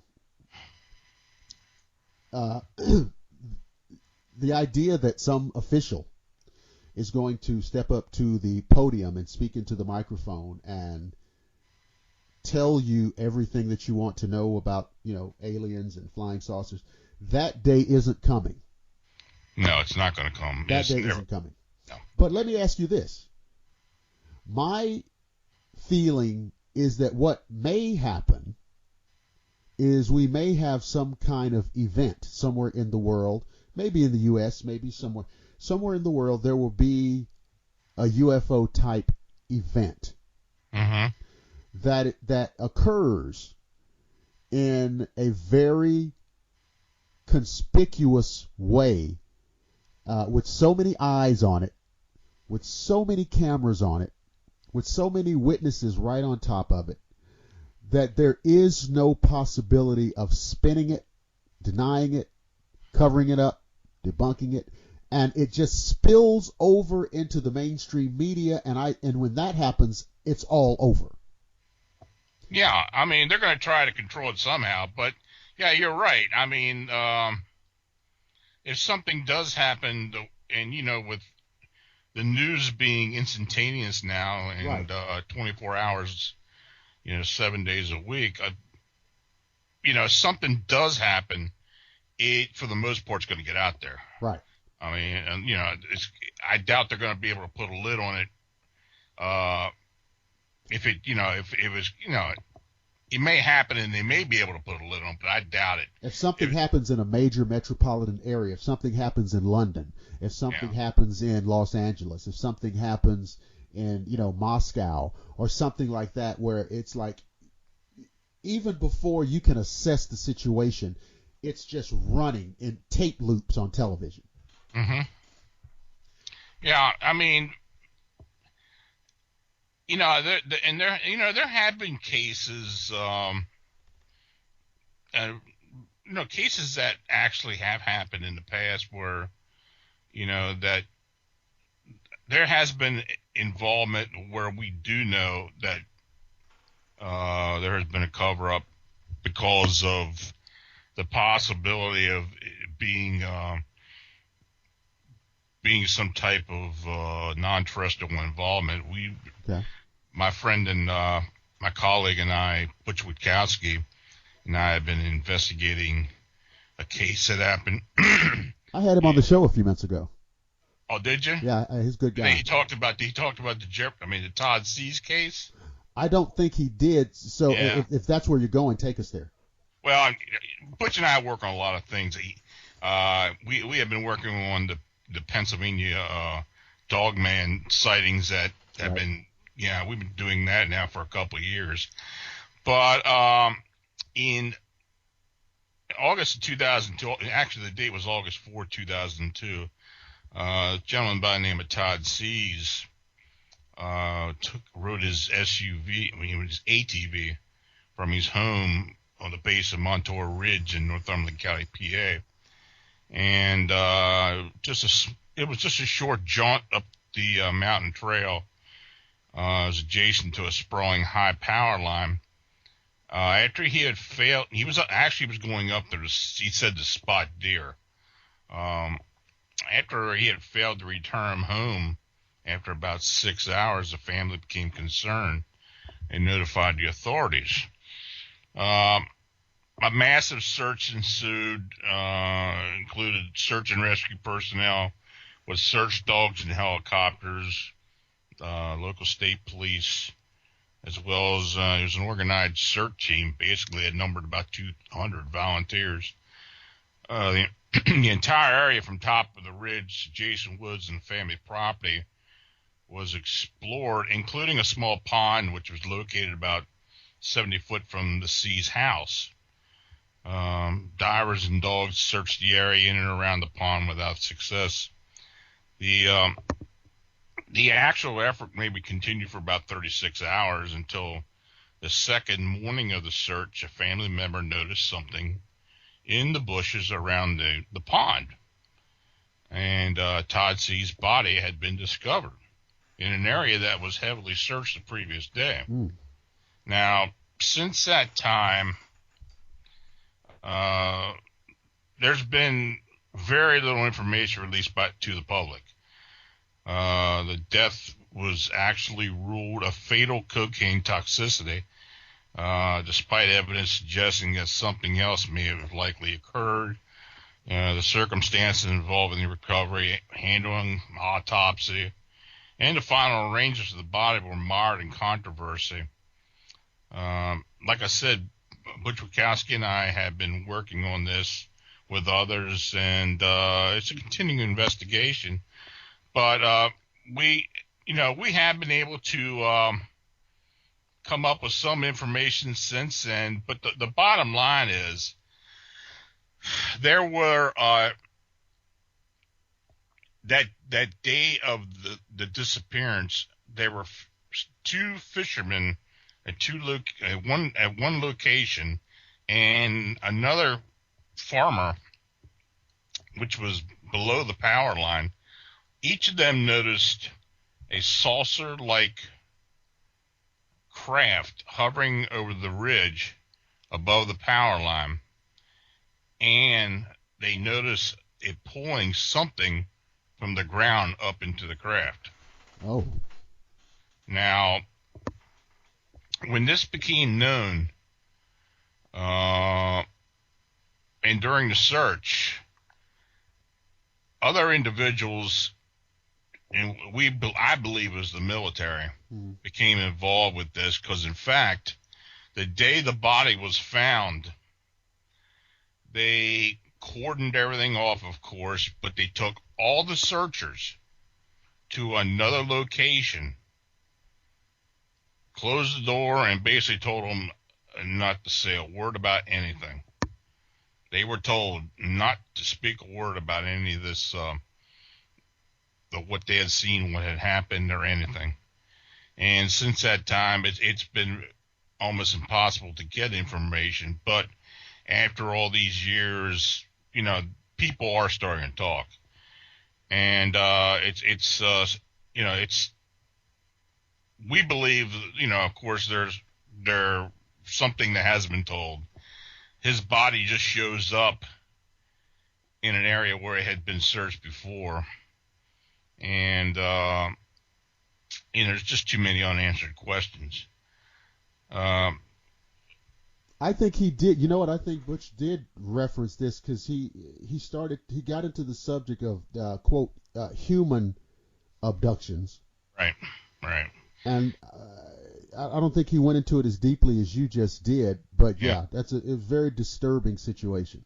Yeah, it's at the point now. Now, we've been investigating about 2.5 years, and in fact, that's how Butch and I met each other. I had decided to start looking into it again, and he and his team had been looking at it for years. So we formed, we got together and put our heads together, and we've been doing a bit here and there since that time, and we've actually come up with a lot of different things. But we're not at a point now where we're going to make any judgments on what would actually happen, though we do have theories on what did happen, and we're kind of leaning in the direction that this may have been an actual alien abduction of some type. That went terribly bad. That went, well, either went bad or that, it went bad. The person that had actually been abducted didn't survive. Right. And but since obviously that's not the typical, as far as we know, that's not the typical abduction scenario. No. What is that about? I mean, why would it have to go that way? Are we? Yeah, you're right. We're theorizing, we're speculating, but in the face of the lack of any other information, what else can we do? Why? Why would the person be killed? I mean, what are we dealing with here? That's just it, and we don't have enough information to really come out and say why that happened. But the one thing we do know is that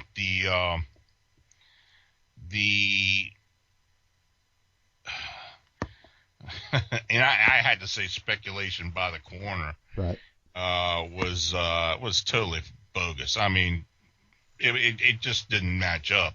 Right. And we were fortunate enough to get the full autopsy. I mean, it was like 17 pages of his autopsy, and things just didn't look right. I mean, there was just too much. There was too much cocaine in the body for one thing, which might have kind of made us believe that it was actually placed in there after he had died. Right. There was very little blood in the body. Normally when they do an autopsy, they take blood samples from the cavity to do tests. They actually had to take blood from the leg to do a test, to do actual blood work. It was a few things like that. If it was cocaine use, there was no trace of cocaine in the nasal passages, in the throat, anywhere. No tracks, nothing, no injection tracks. So in other words, there was no cocaine in the parts of the body where you find from people who use cocaine. Absolutely. Well, see, this is ridiculous. The amount of degraded cocaine in the body just didn't match up as well. So, it's just something else that you put on top of this case. You question it. Are we ever going to be able to come up with a definitive answer? No, I don't think we will. All we can do is speculate. And Butch and I have talked about this for over the past year, when or how we're going to actually release what we believe. I've put out bits and pieces on the blog for the past year, right, but nothing definitive. The one thing I did say, or did state several months ago, that we were leaning towards the abduction scenario. Okay. But that's all as far as we can go with it. Wow. Yeah, and there's a few cases like that down through the years where these so-called human abductions, and it's really, I guess, the dark part of it. You don't hear a lot of conversations about it because it is so dark and so almost ghoulish. Mm-hmm. And how these things are carried out, because we've all seen these various results of like cattle mutilations, and when you end up with a human being, I mean, what state was his body in? It was an advanced decomposition, more so than you would think after 36 hours. And the fact that there was very little blood left in the body kind of made you think that something was up. There was no lividity marks on him, which was strange. I mean, there was no pulling of the blood in the lower parts of the body. If he had actually died like he was found, there should have been lividity on the back, on his Right. back, it was not there. Yeah. Wow.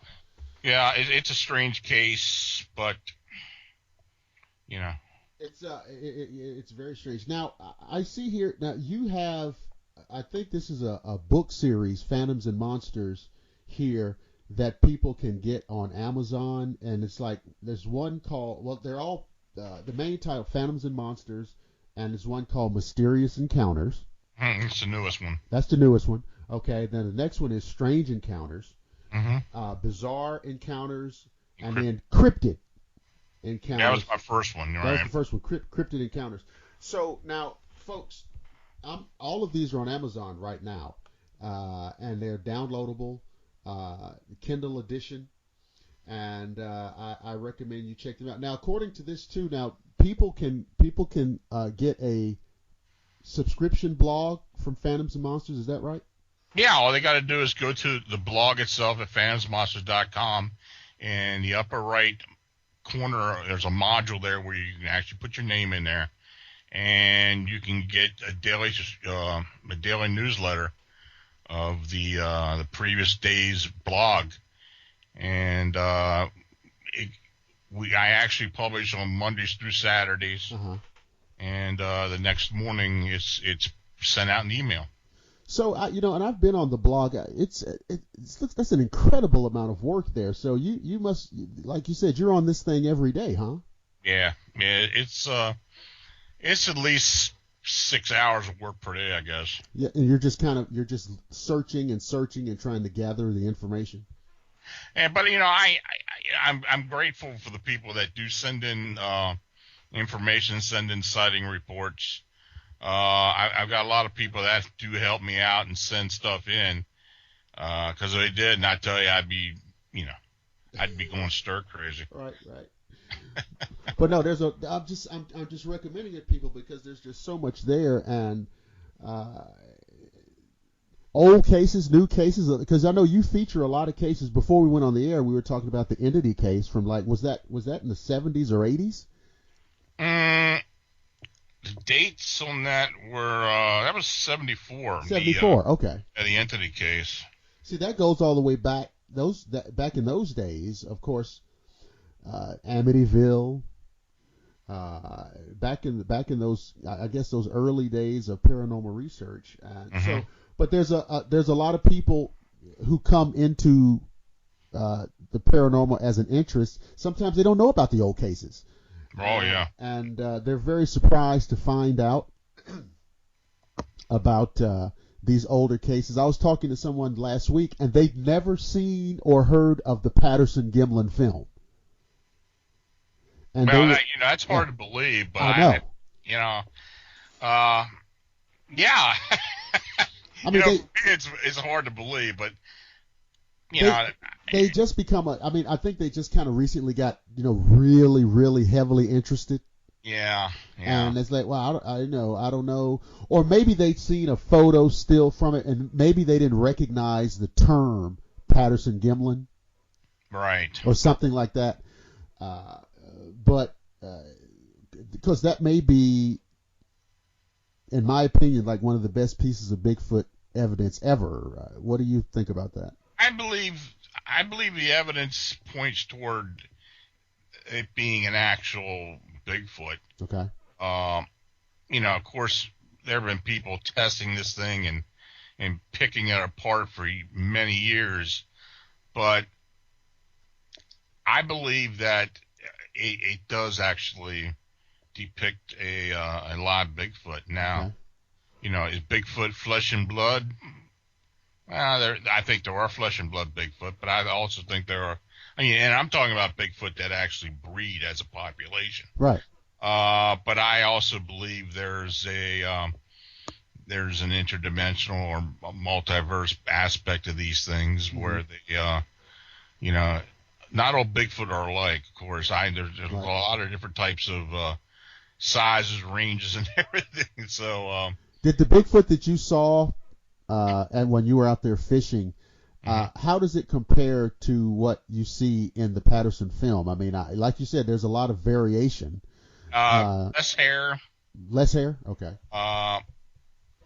not as bulky. More, like I said, Neanderthal is a good description of it. I had a sketch mocked up of what a gentleman down in a former sketch artist down in Florida did this for me, and I've got it on the blog. If you do go to the blog, and on the right there's several links to pages. If you look at the Sykesville Monster Encounter, the image will come right up. And I just pulled it up. If you notice it does look more like a Neanderthal or early man, and that's what it looked like to me. I at the time, this was around that time when the people had thought about the Boggy Creek thing, and right. I had just moved to the area a few years before that, so I didn't know much of anything about a Sykesville monster flap or a Bigfoot flap from before. I didn't find out about that until after my incident. That's when I started investigating it myself. And so when I saw it, I didn't know what I was looking at. I had no idea what I was seeing. All I know was it wasn't human, and it wasn't an ape, and it was just something I couldn't explain. Well, yeah, if it looked anything like this image here on the blog, and like folks, like you said, go to phantomsandmonsters.com, go over to the right-hand side. There's a little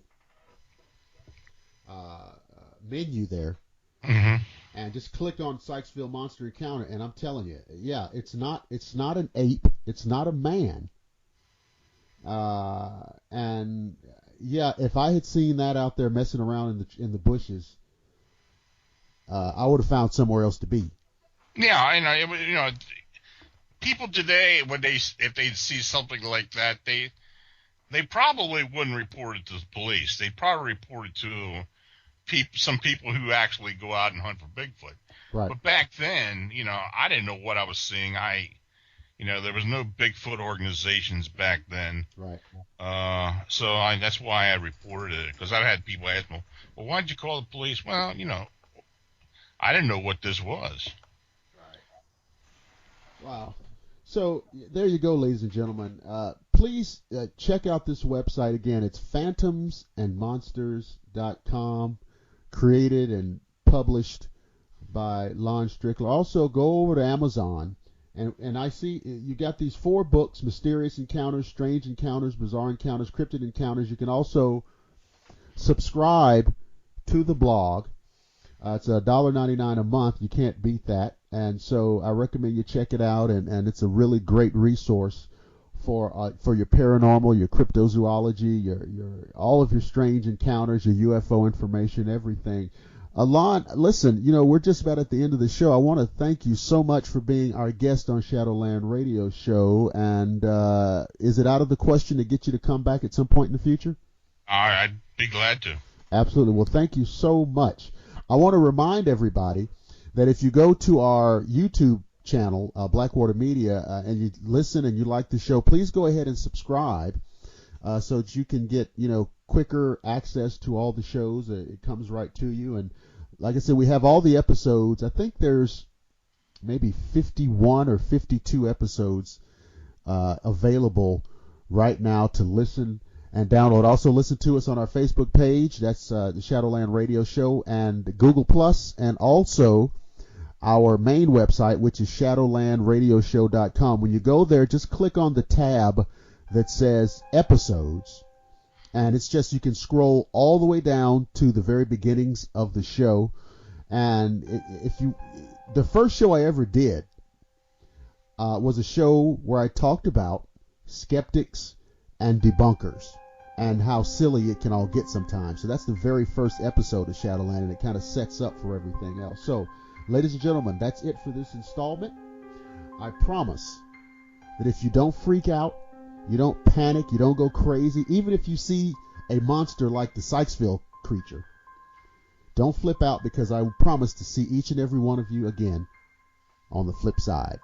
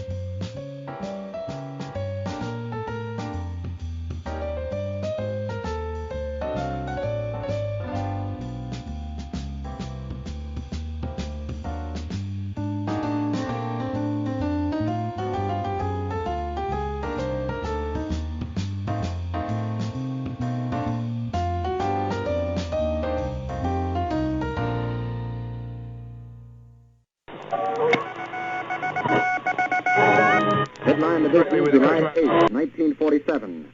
The Army Air Forces has announced that a flying disc has been found and is now in the possession of the Army. Army officers say the missile found...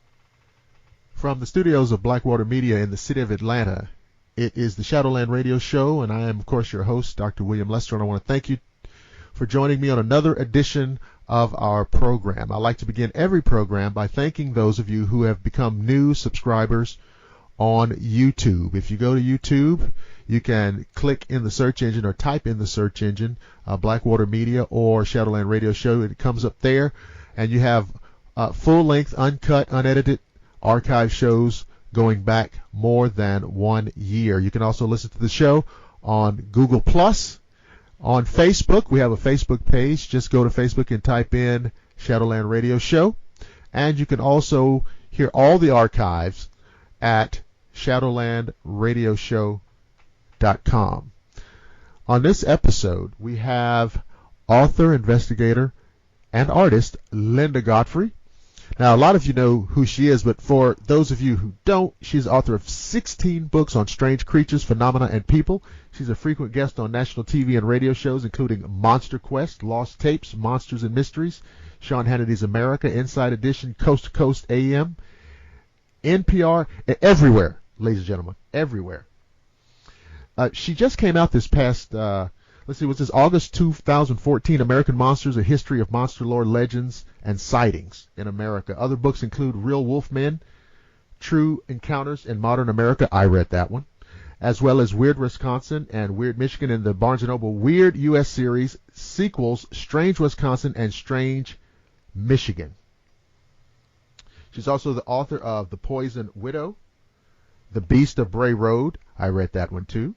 And Hunting the American Werewolf. I also read that one. And on, and we're going to get into a lot of these books tonight and a lot of talk about cryptozoology, strange creatures, and strange goings-on. And so let's bring on our guest, Linda S. Godfrey. Welcome to the Shadowland Radio Show. Thanks so much for having me. Great to be here.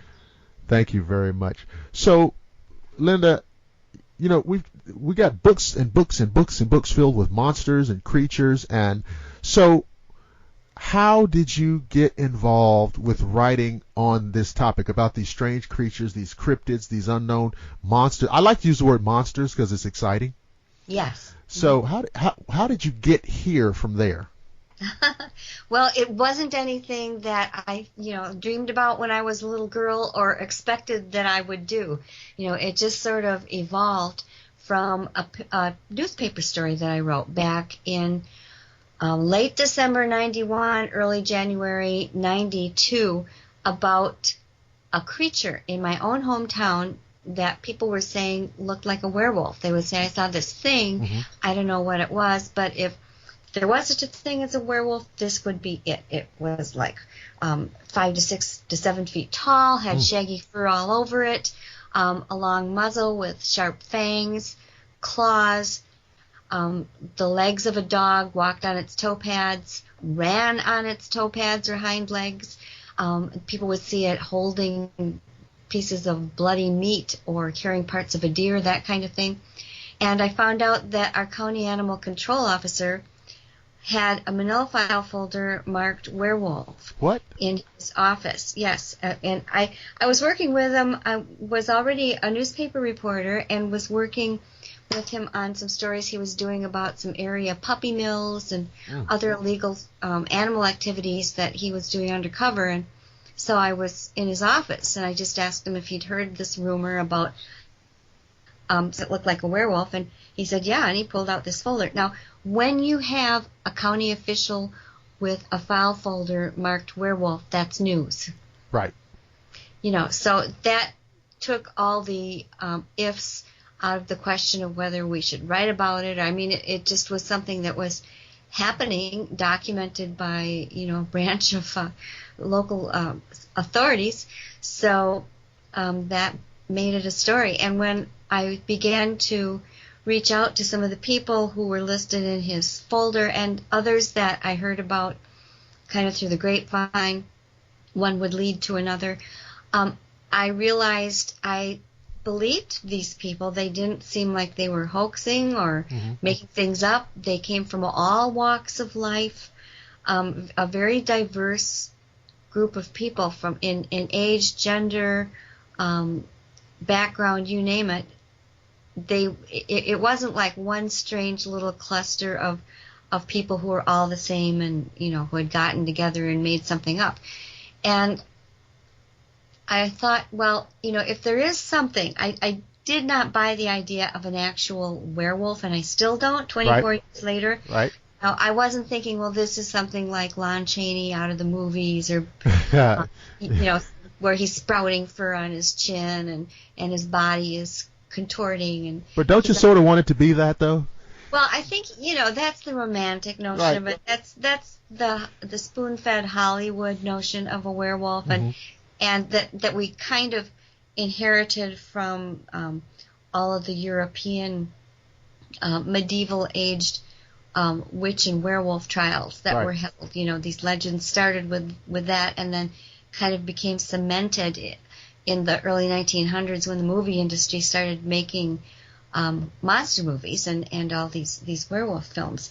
So I did not think that it was that, but I thought that it might be some odd sort of, maybe a mutated wolf or some kind of hybrid thing that was out there, and that if there was a dangerous predator in the area, that people had a right to know about it and protect themselves and their livestock and children. And even if it wasn't as much as that, it seemed to me that it was, at the very least, because everyone was talking about this, folklore in the making.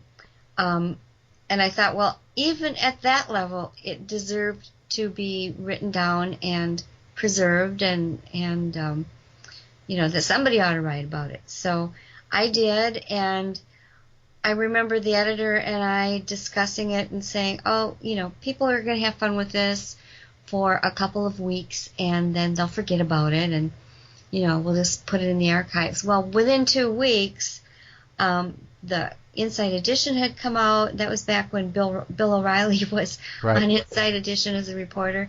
All of the local Madison and Milwaukee TV stations had done stories.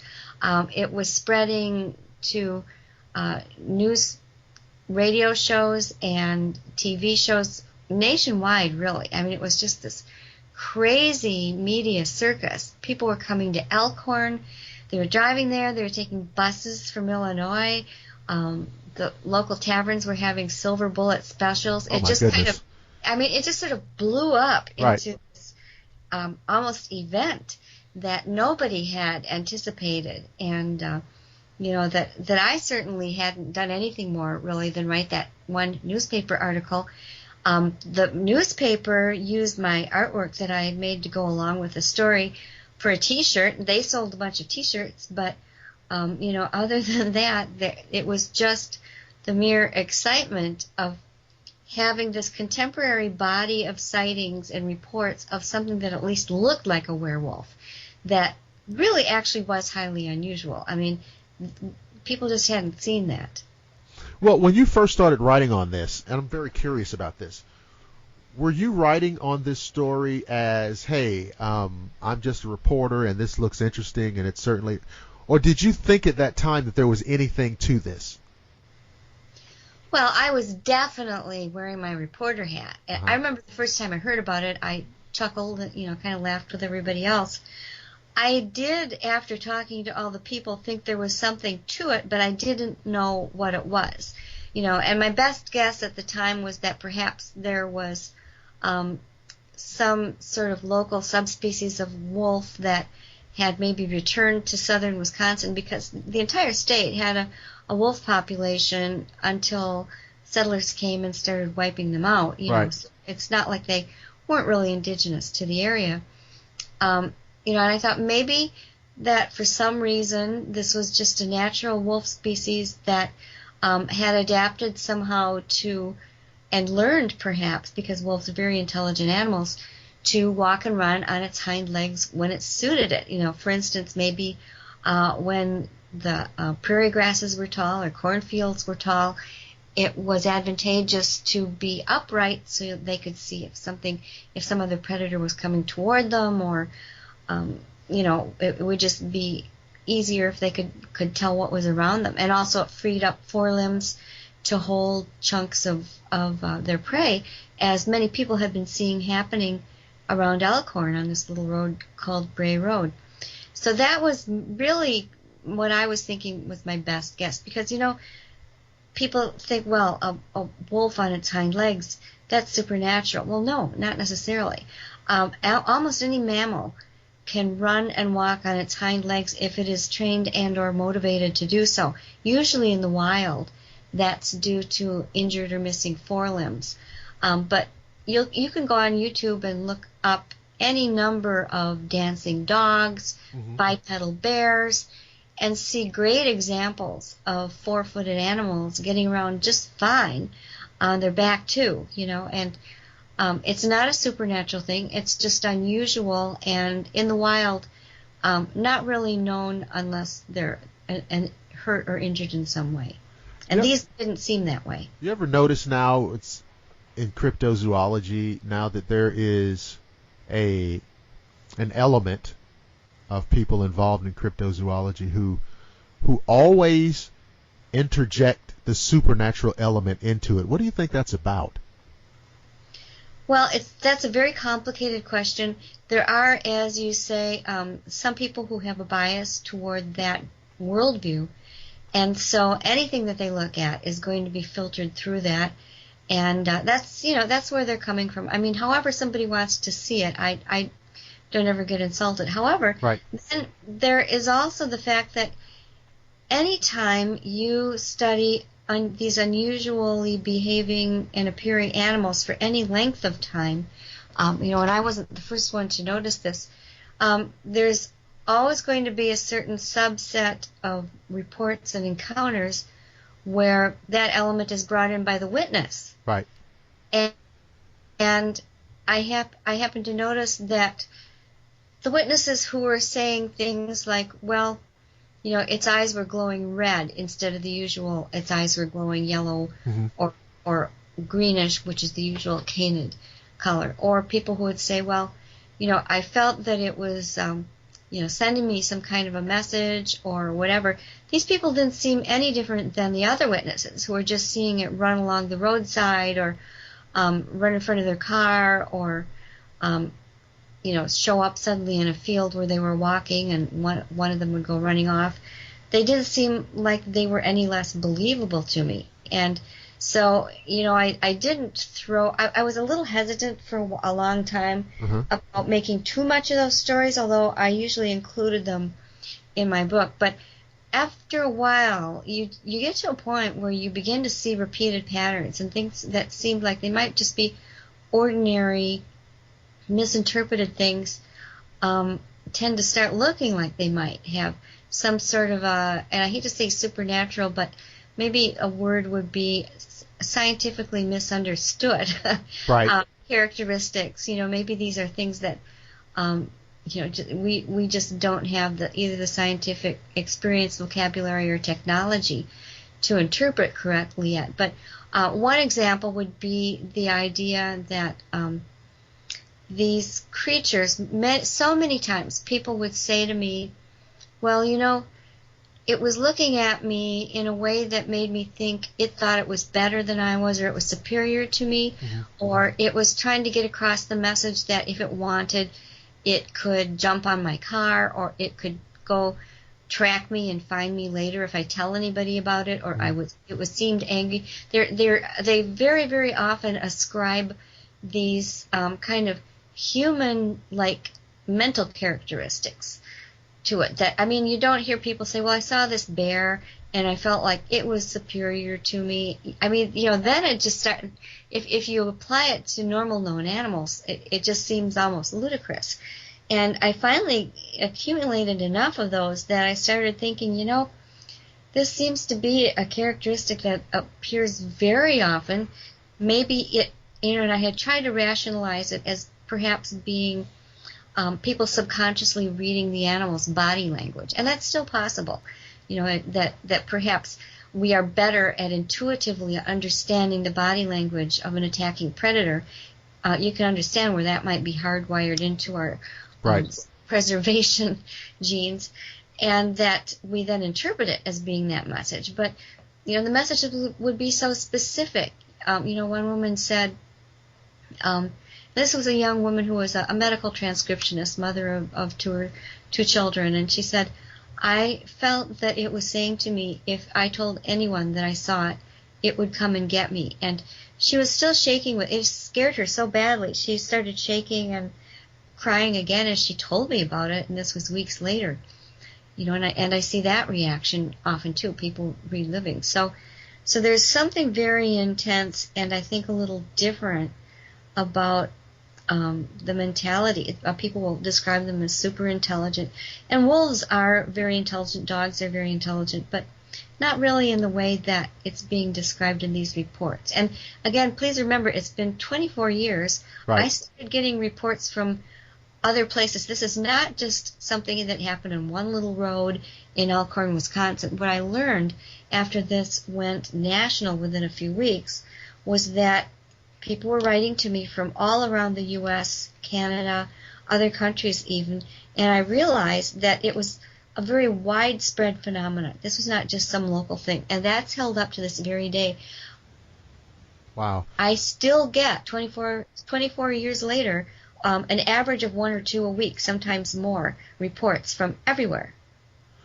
Well, it seems as though that the conversation about this kind of creature is on the increase. And of course, this is always the question. Is it because we're paying more attention to it? Is it because we're putting more of a focus on it? Or is it because these things there's more of them out there, or more people seeing them? It's very strange. I mean, there's a whole new area of conversation about these things. And what's interesting is that there's people in the Bigfoot community, for example, who are trying to kind of grandfather this phenomena into that, which I don't understand. Yeah.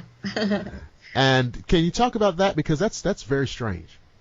Well, do you mean the people that call the upright canines a snouted Bigfoot? Yeah. They have they've come up with what they believe are like categories. Right, exactly. And, my answer to that is, well, let's say that you set off to study, say, a hyena, and instead you saw, or let's say you set off to study a chimpanzee, and instead you started seeing hyenas. Would you then call the hyena a snouted chimpanzee? It makes about as much sense to me, because you're talking about two such different branches of animals. Primates and canines are very, very different. And any witness who gets a good look at them knows the difference. And I'll tell you, I started also getting sightings of Bigfoot and large birds and other things right from the beginning as well.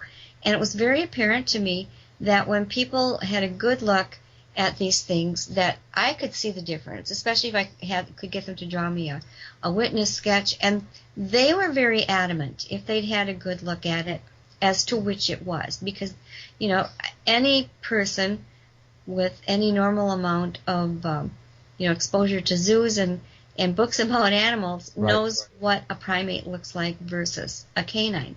And, especially the biggest tell is in the footprints and the feet.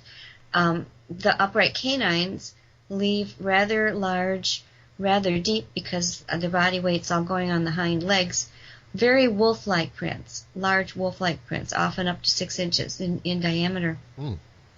And everybody knows what Bigfoot prints look like. They Right. don't look anything like dog or wolf prints. They look like a type of very large, very wide human print. Right. And,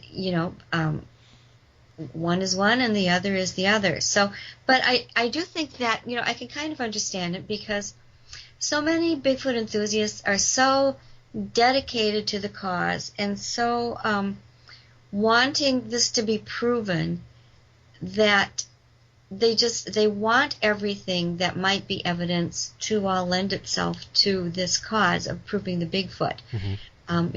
It's kind of wishful thinking in my view, but I can kind of see where they're coming from in that way.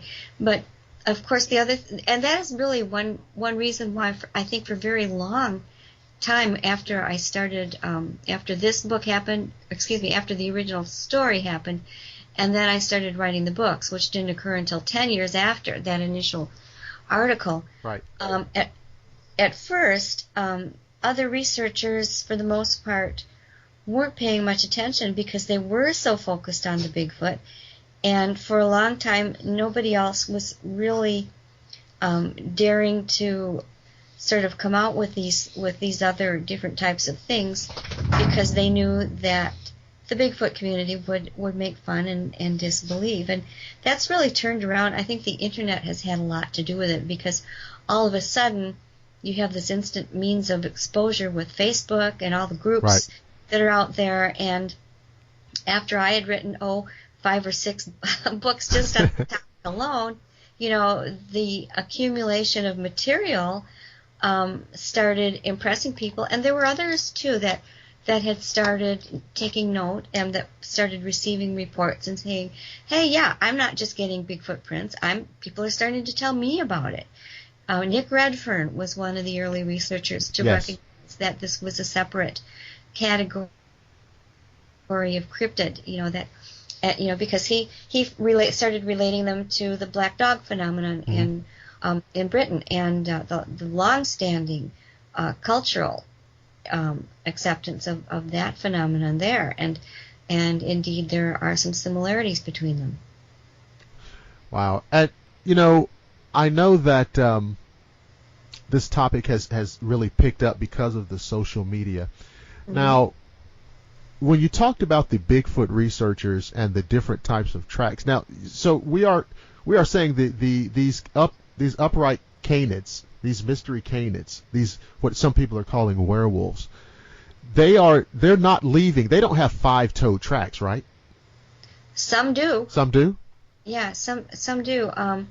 I've been working on a study with a landowner in southern Wisconsin who has been finding evidence of them on his property for a long time, and we've been putting out bait and that kind of thing, and have quite a record of these fairly good-sized 5-toed.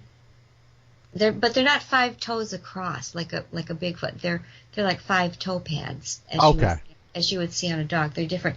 And sometimes, if the canine is running through on its hind legs something like snow or mud or very soft turf of some kind, its hock will, and especially if it's sort of springing as it runs, its hock area, which to us would be the heel or the ankle joint, because canines run on their toe pads, remember? Right. That hock joint will come down and contact the ground, and it will look like a longish, really weird stride of, tripping over my word stride there. A really weird looking footprint where you've got the clawed toe pads in the front, and then this hock mark coming down in the back that looks sort of like a heel. And they'll usually be about maybe 8 inches in total length And I've had some really good examples of this. I had one in South Milwaukee, actually, where some young people had been chased by one of these, and it happened to go off the road. I followed where they showed me that it had gone off of this road where it was chasing them, and it led to a large, fresh mud area where you could see that it ran in there, surprised a deer. You could see the deer's tracks dig in and then spring out, and then the canines in the same way. It left these perfect tracks. And and I sent these around to some Department of Natural Resource experts and even a wolf expert, and he said, well, it's probably, it does look like a wolf, but sometimes they walk in their own prints, and then you get double prints. Well, these weren't, because there would have been 2 sets of claw marks right. in that case, and it was pretty obvious. But, when you go, I do try to avail myself of experts whenever I can. And the thing is that if they're an expert or considered really, highly regarded in their field, they're not going to want to jeopardize that position by coming up with anything other than the standard knowledge of zoology. And so it's really hard to get anybody to address these unusual aspects who also is a known expert in the field.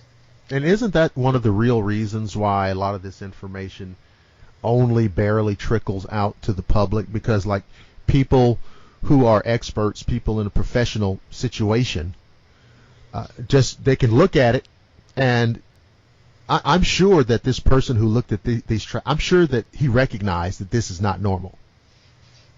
This is not something that I would expect to see, but he's not going to ascribe anything anomalous to it. Exactly, yeah, and you hear that time and time again. And lately I've had more and more present and past sheriff's deputies and other types of officials coming to me quietly and saying, look, we know these things are out there. We've been to places where they've been reported, and we've seen the evidence. We've seen them ourselves. But what their standard reply is supposed to be is that they write, we went there, we didn't see anything. And I've had a couple of present sheriff's deputies from Wisconsin who, between the two of them, have seen 4 different instances of upright canines just around southern Wisconsin, just doing their ordinary rounds, usually third shift, in the wee hours of the night. But they are frustrated. They want someone to acknowledge that they exist, for all the same reasons that I did. I mean, if there are these things walking around, whether they are fully or only partly physical, we don't really know, but whatever it is, they appear to be dangerous predators like anything else, perhaps more so because they're large and they can walk and run upright. They sometimes pursue vehicles and people, although I don't have any record of injuries to a human. But yet, I think that the public has right to know when there's a possible danger out there, and they do too, and that's one of the reasons that they've been coming to me. Or sometimes they'll say, look, here's something I researched when I was on active duty. I'm retired now, so now I feel like I can tell about it. And then I hear these stories and reports. But don't you think that, if these people have developed a policy on how to deal with, how to write the reports, that means that they know that they're real. Right. And so if these things represent a threat, if these things represent a danger, or at the very least, if these things represent a zoological or biological curiosity, what is the major motivation for just pretending like this doesn't exist? Well, part of it is money, because anytime you know that all of our police ranks, all of our park resources, our park rangers, all of these people are very subject to tight restrictions on budget. And when you have an animal come in that is going to have to be followed or collared or tracked, something that has to be acknowledged and therefore dealt with, It's going to take more manpower, more personnel. They're going to have to deal with people, the public finding out, and people then coming in droves to see it. So there are all sorts of reasons that law enforcement doesn't want there to be any sort of big public knowledge about these creatures. Now, you can find all kinds of other conspiracy ideas about this.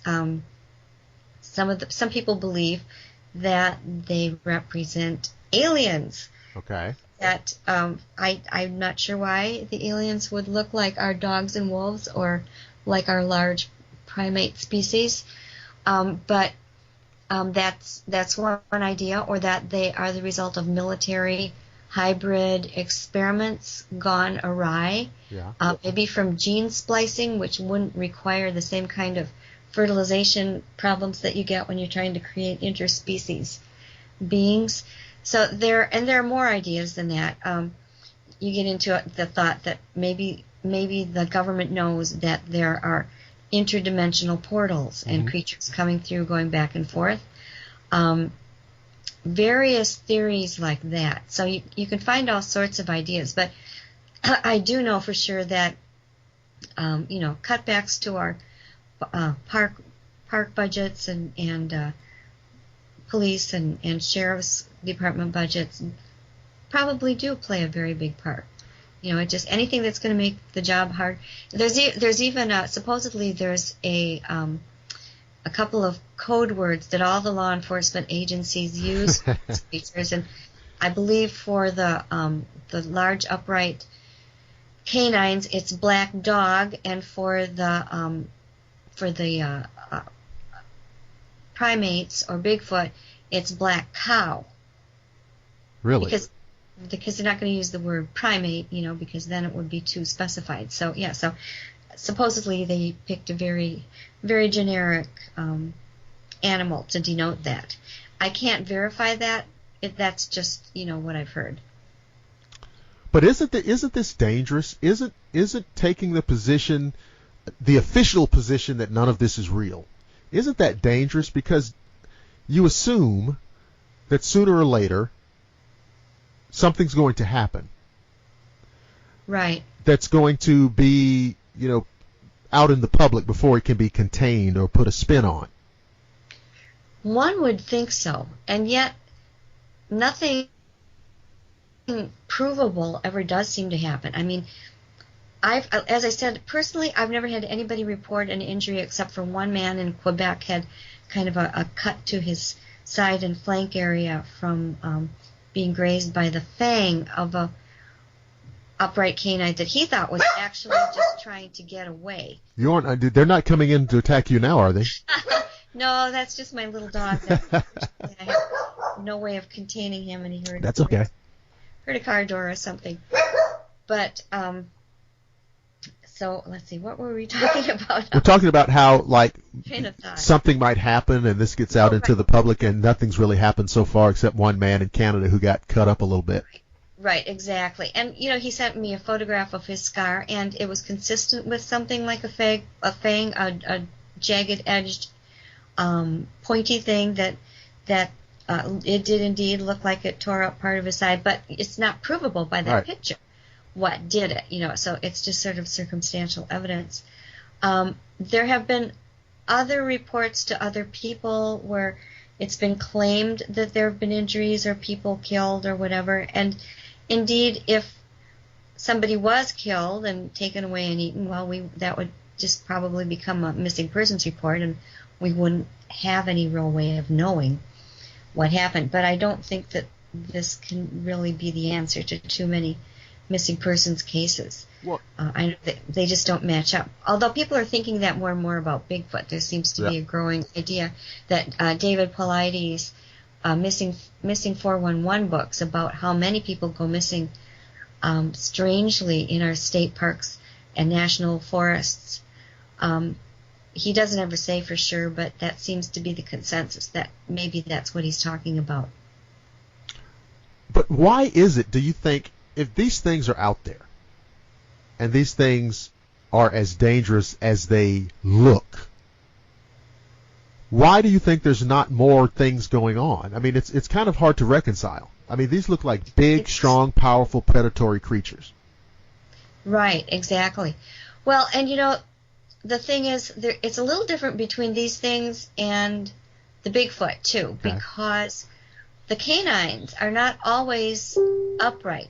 Some people will see them on all fours, and then they'll see somebody's looking at them, and they'll rise up on their hind legs and either run at the car or run off, and vice versa. Sometimes they're seen on two legs, and then they'll drop down to all fours. But if you saw them just on all fours, and we have no way of knowing how much of their time they spend that way, it would just look like some strange big dog or big dog wolf hybrid or something like that. Right. And maybe it's tearing up somebody's chicken coop or killing someone's dog or cat, which they are seen to do, more often than you would think.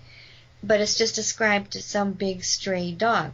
Whereas if you see a giant primate, an 8-foot tall Bigfoot tearing up your pet, you're going to have a lot different view of it, and that is going to be a lot harder to rationalize to yourself. Right. So that, I think the Bigfoot is even more problematic in that area. And it's one of those kinds of things that does drive the investigator crazy and makes you start looking at alternative explanations. And indeed, when I have been able to ask Native American people about this, because most tribes of the U.S. and Canada and down into South America all have similar creatures in their legends. And when I try to talk to people who are elders, and I was able to talk to one Ho-Chunk elder who's also an anthropologist. Okay. And then I also look for examples in some of the earliest transcribed stories from fur traders and people who were here in the 1700s that were some of the first to talk to the Native American populations and put down some of their beliefs on paper. They say very often that these things were and are primarily spirit creatures that mimic our earth creatures. And when they're here, they can be completely physical. They can be strong enough to tear trees up. They need to eat. They need energy. They can reproduce, and that perhaps that is maybe one big reason that they do come here.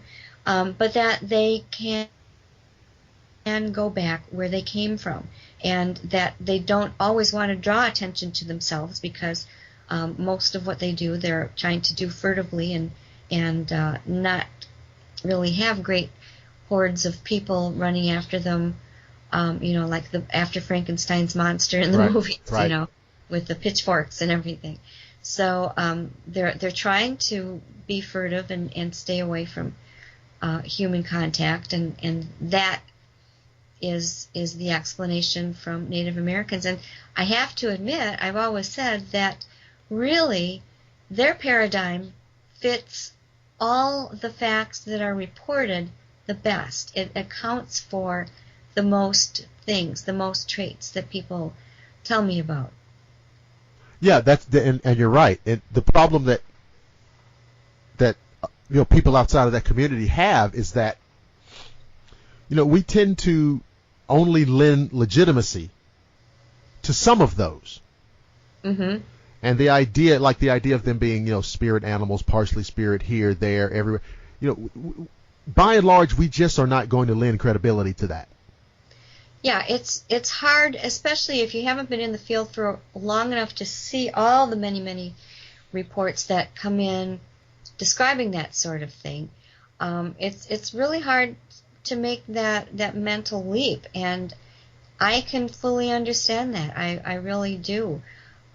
It's just that after a while, after so many hundreds and hundreds of witnesses in such far-flung locales, saying the same things, and then field work, too, is another thing.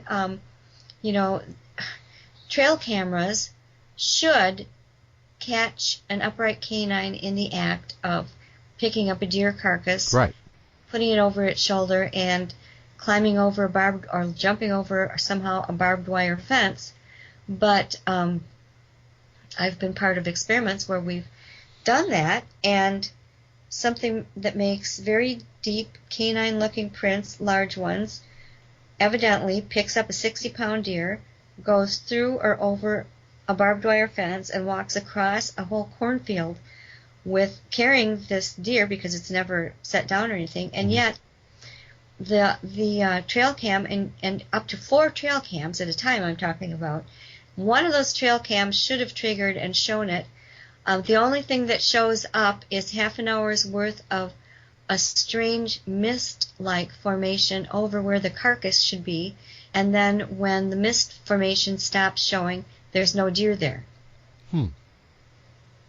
And I've seen that done over and over again. I've tried just by myself, putting bait out of different types for different things, and using my own trail camera. And at that money shot moment, when there should be a shot of something taking away whatever you've got there, the hunk of fish or the loaf of bread or whatever you've set out, I've had either a completely black picture, a completely white picture, a misty looking thing, or certain instances where something has taken the tightly fastened trail cam and somehow managed to bend it upwards away from the tree trunk, or maybe they're even bending the tree trunk, I'm not sure, just enough to remove the focus from where the bait is, and then the next frame you see, it's back on the bait focus and the bait's gone. It happens time and time again, and you can ask any investigator. It's the common experience. Why is that? Is it just such an intelligent creature? Are these things so smart that they can recognize a trail cam? Can they see infrared? Can they see all these other, can they see the electronic signature of this camera? What is it? And why would they think that they shouldn't have their picture taken? It doesn't bother bears, mountain lions. These are both very elusive creatures, and yet when there's a good enough camera on them, it takes their picture. That it's not anything that seems to bother them, as long as they don't feel it's harming them, and they don't seem to have that sort of mental leap toward the idea of, ooh, I shouldn't have my picture taken, or they'll know I'm real, which is what you get from the other things after time after time after time of trying. Could they be that intelligent? I don't know. It appears that way.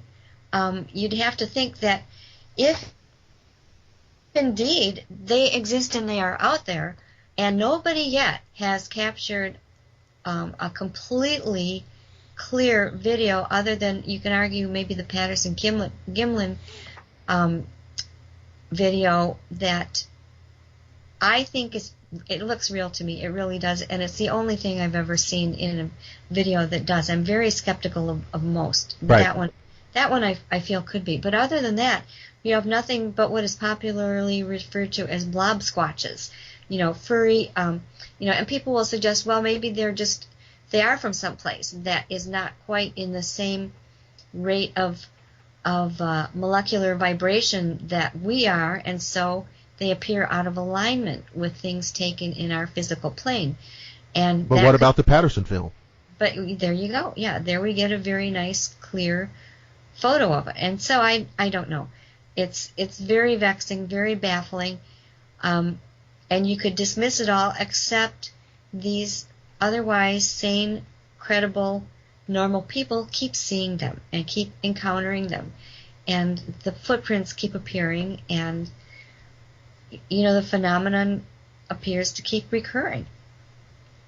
So, and I don't want to put you on the spot here, but there must be something in your mind, that, what do you feel like they are? I feel, and it's just my gut feeling, it's just, it's just my own speculation, and I've come to this only after 24 years of, it pretty much being my life. Right. That perhaps they are from, and I hate to say from, and it makes you think of spaceships and that sort of thing. Right. Not from outer space, not necessarily aliens, but perhaps there are layers of the universe. Even, I'm a Christian. The Bible talks about other realms. The Bible talks about spirit creatures and things that we normally would have no knowledge of, but that sometimes are made visible to us and other times can't be seen. And I think maybe it's along between those lines and our new scientific ideas about parallel universes.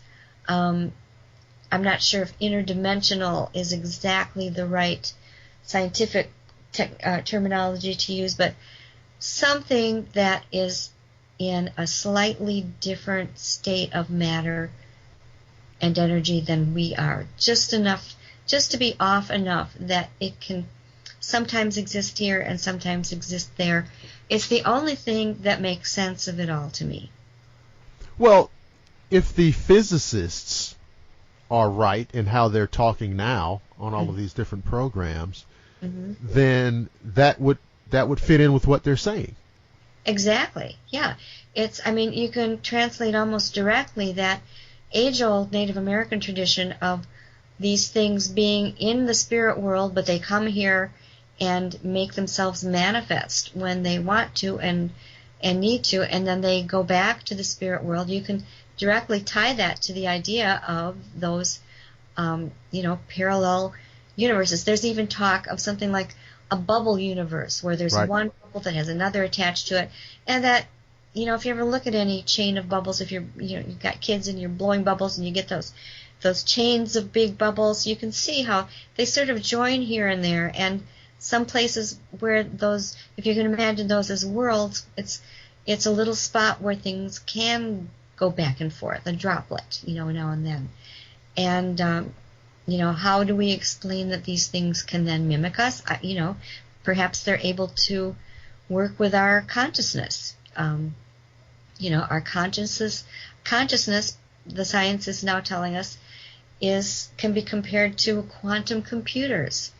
Quantum being a very hard word to understand for lay people such as myself, but it generally people talk about that in relation to this. It generally means the idea of two things being related so that they can act upon the other, despite being separated by what we would think of as space and time. It means that, and from there you can get into really heady stuff that, I just wouldn't be able to convey very personally. But there are some wonderful books that you can go out and get for laymen now that I try and read every now and then, and it's fascinating. But I don't know how we prove it at this point. That's the only thing.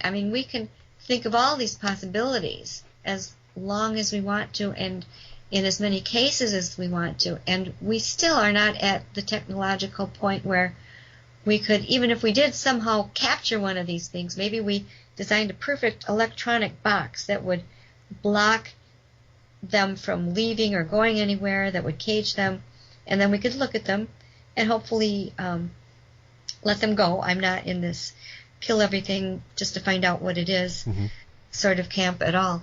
But if you could say you could do that, well, then we could, yes, make some real hypotheses and perhaps design true scientific experiments and get some idea. But we haven't got anything like that yet that I know of. We're still relying on instruments that are extrapolating our own senses.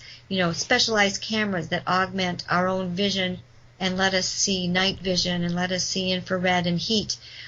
Things that augment our hearing so that we can sense when there's ultrasound and infrasound that normally we wouldn't hear. People are measuring this and thinking perhaps Bigfoot makes infrasound, very deep levels, that kind of thing. So, maybe there are things beyond our own senses that we can still understand and that would tell us about these things, but we're just not there yet. So I know that I have a copy right here of The Beast of Bray Road, Tailing Wisconsin's Werewolf, which is, I'm telling you folks, you need to get, well, this is one of many that you need to get, Real Wolfmen, True Encounters in Modern, these are great books. And what's the other one? Hunting the American Werewolf. Oh, you got to read that. But I know that, and I'm kind of saying this tongue-in-cheek, Linda. How did you feel about the Sci-Fi Channel movie of the same name, The Beast of Bray Road? Oh, well, it's been shown on Sci-Fi a lot. It was a different production company, but Sci-Fi does show it very, very often.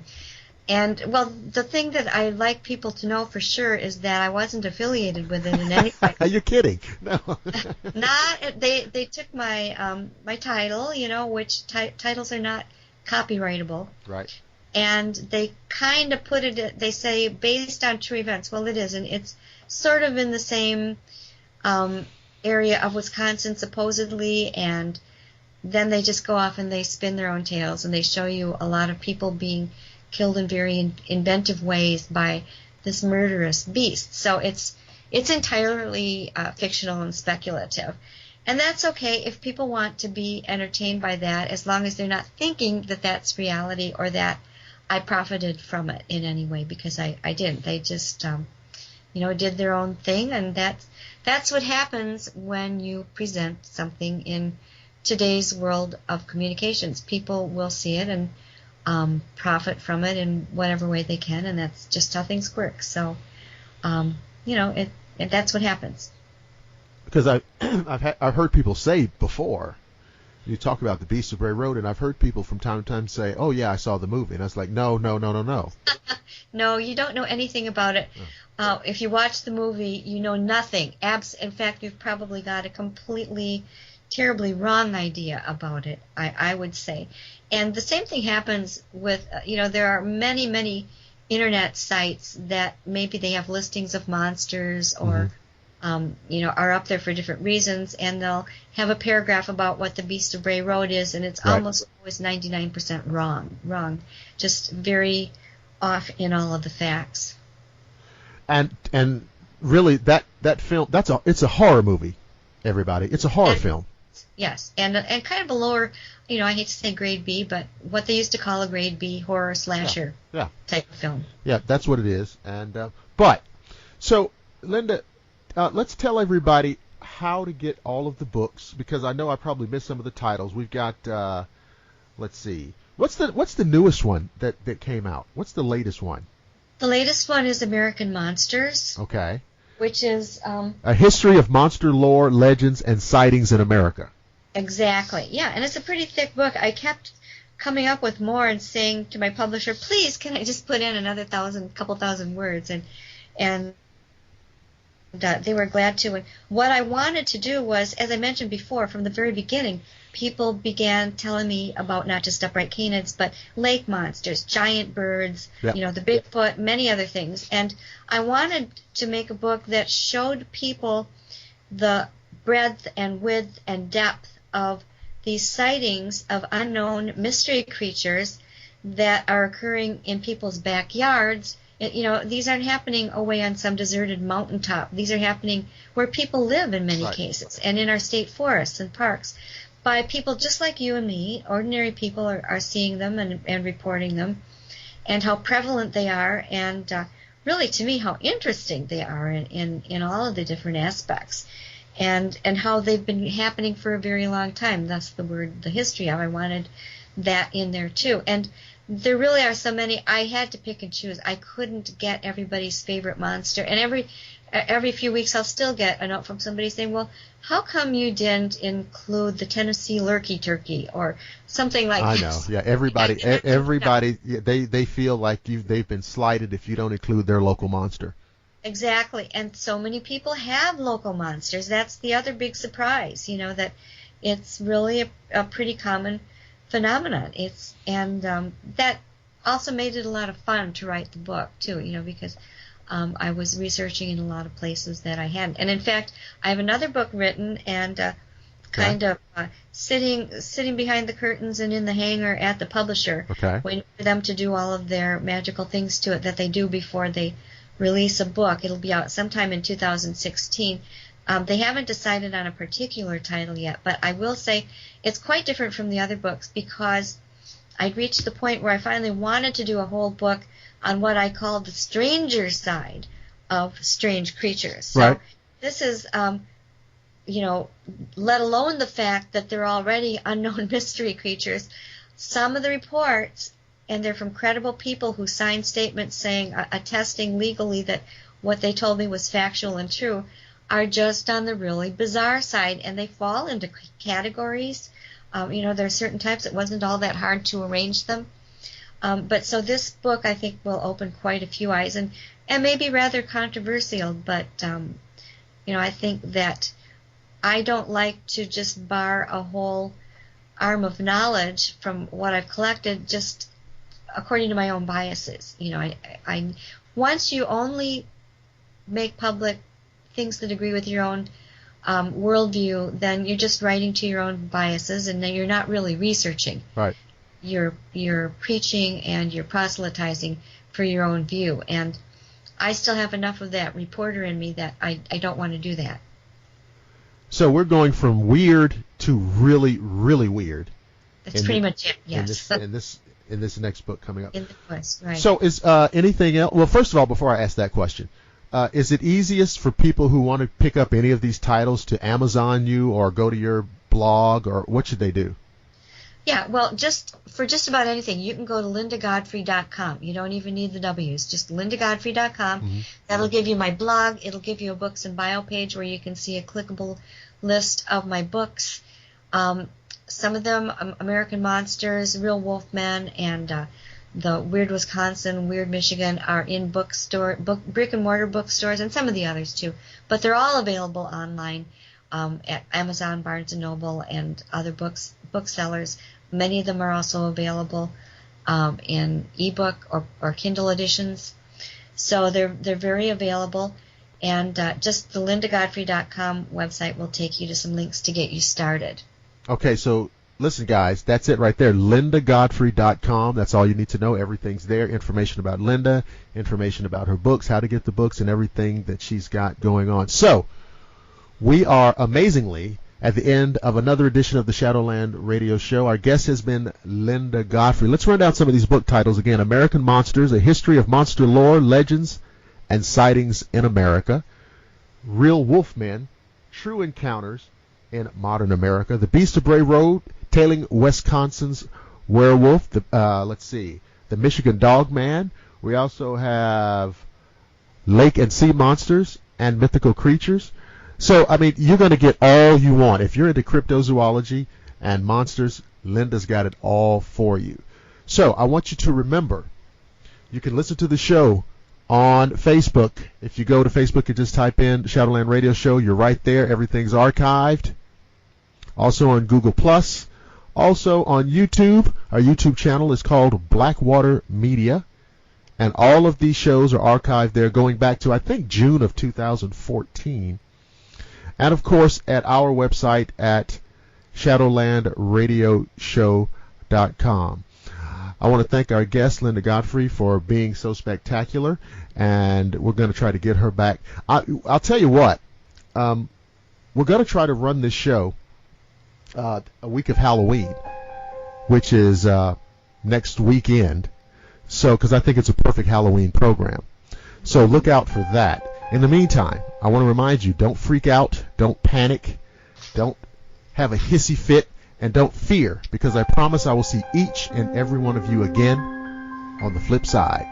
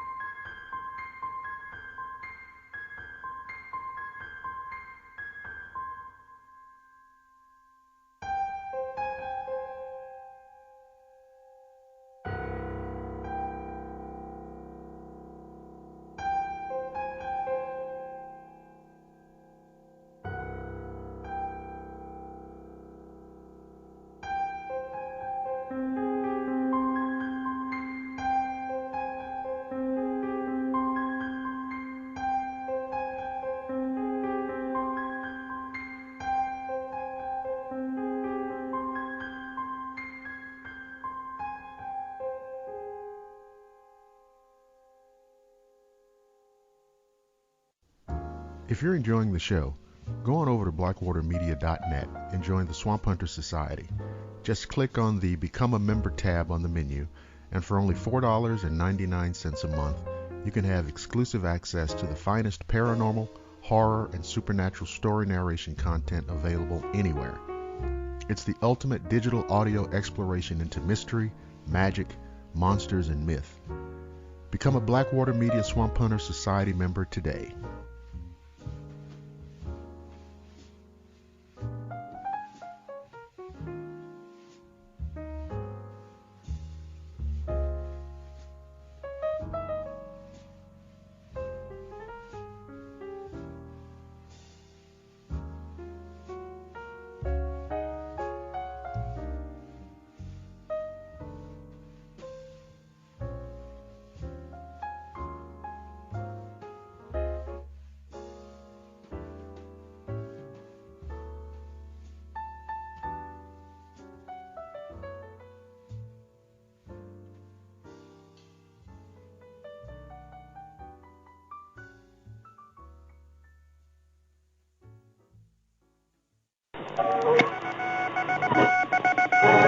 Headline edition, July 8, 1947.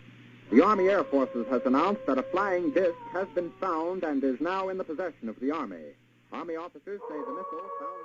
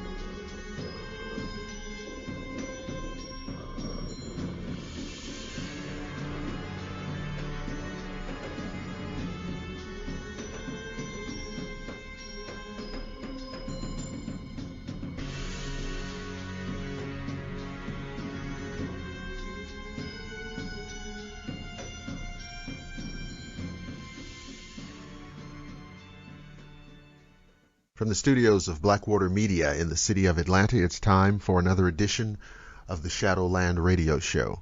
I'm your host, Dr. William Lester.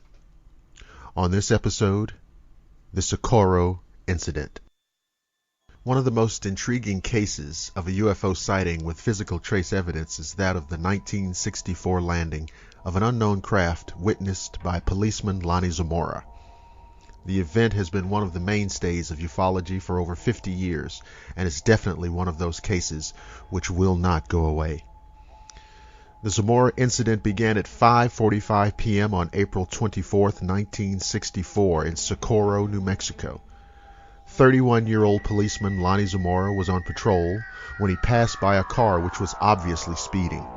Zamora took off in chase of the vehicle, but suddenly heard a loud roar in the distance, accompanied by a bluish-orange flame rising into the air. He knew that there was a dynamite shack not too distant from him, and he thought at first that there might have been an explosion there.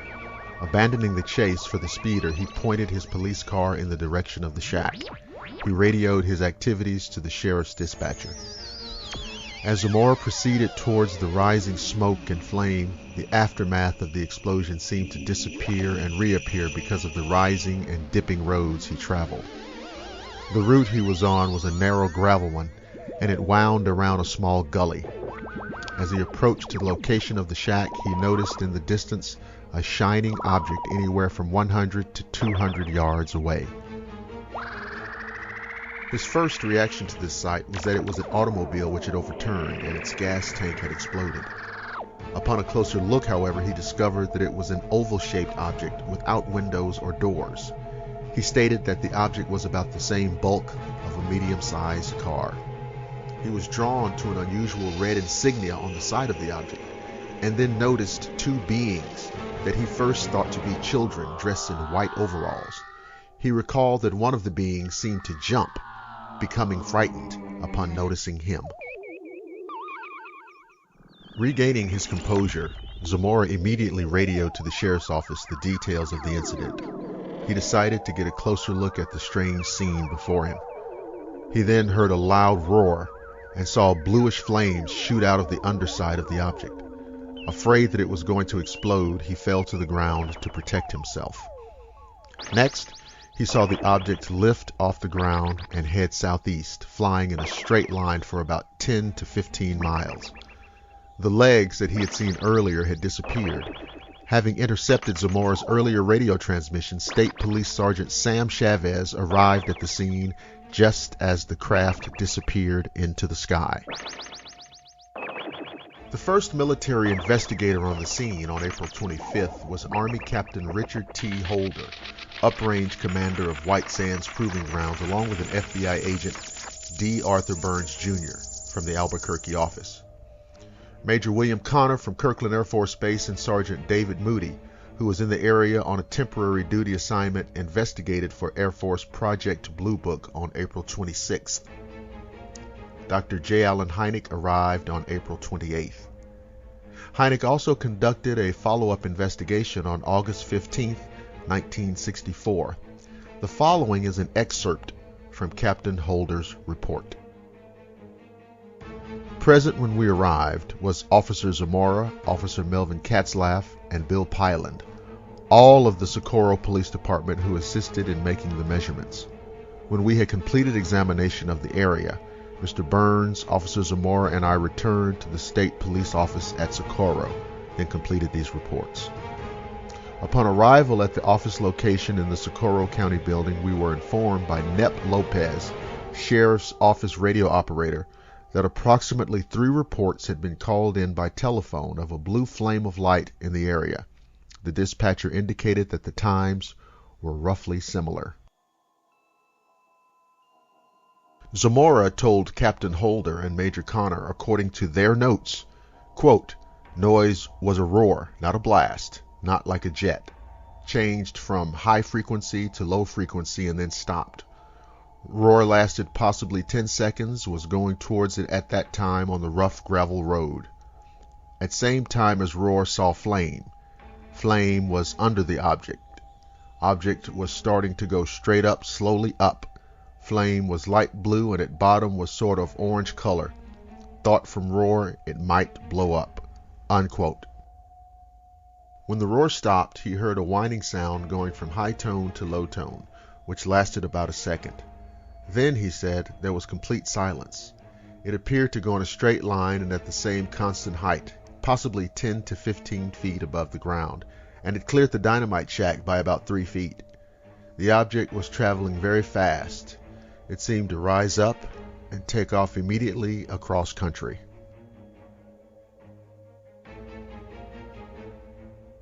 In 1968, Dr. James E. McDonald, an atmospheric physicist at the University of Arizona, said that he had learned of an alleged patch of fused sand at the Socorro landing site.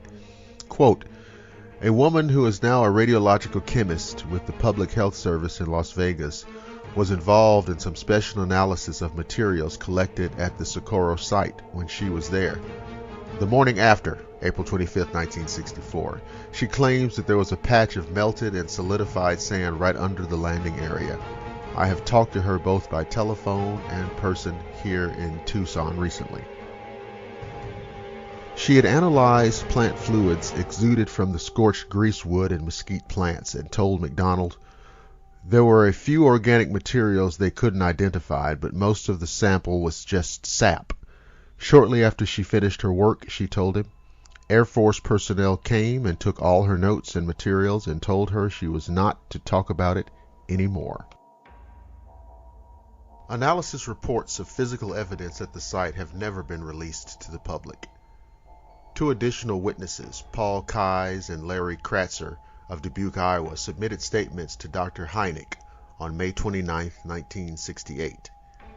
In May of 1978, Ralph C. DeGraw, an Iowa investigator, interviewed them. They were driving just southwest of Socorro at about 6 p.m. that day when they noticed something shiny and a cloud of smoke near the ground in the vicinity of the town. Later, they heard a newscast about Zamora's sighting, and the significance of what they had seen became apparent.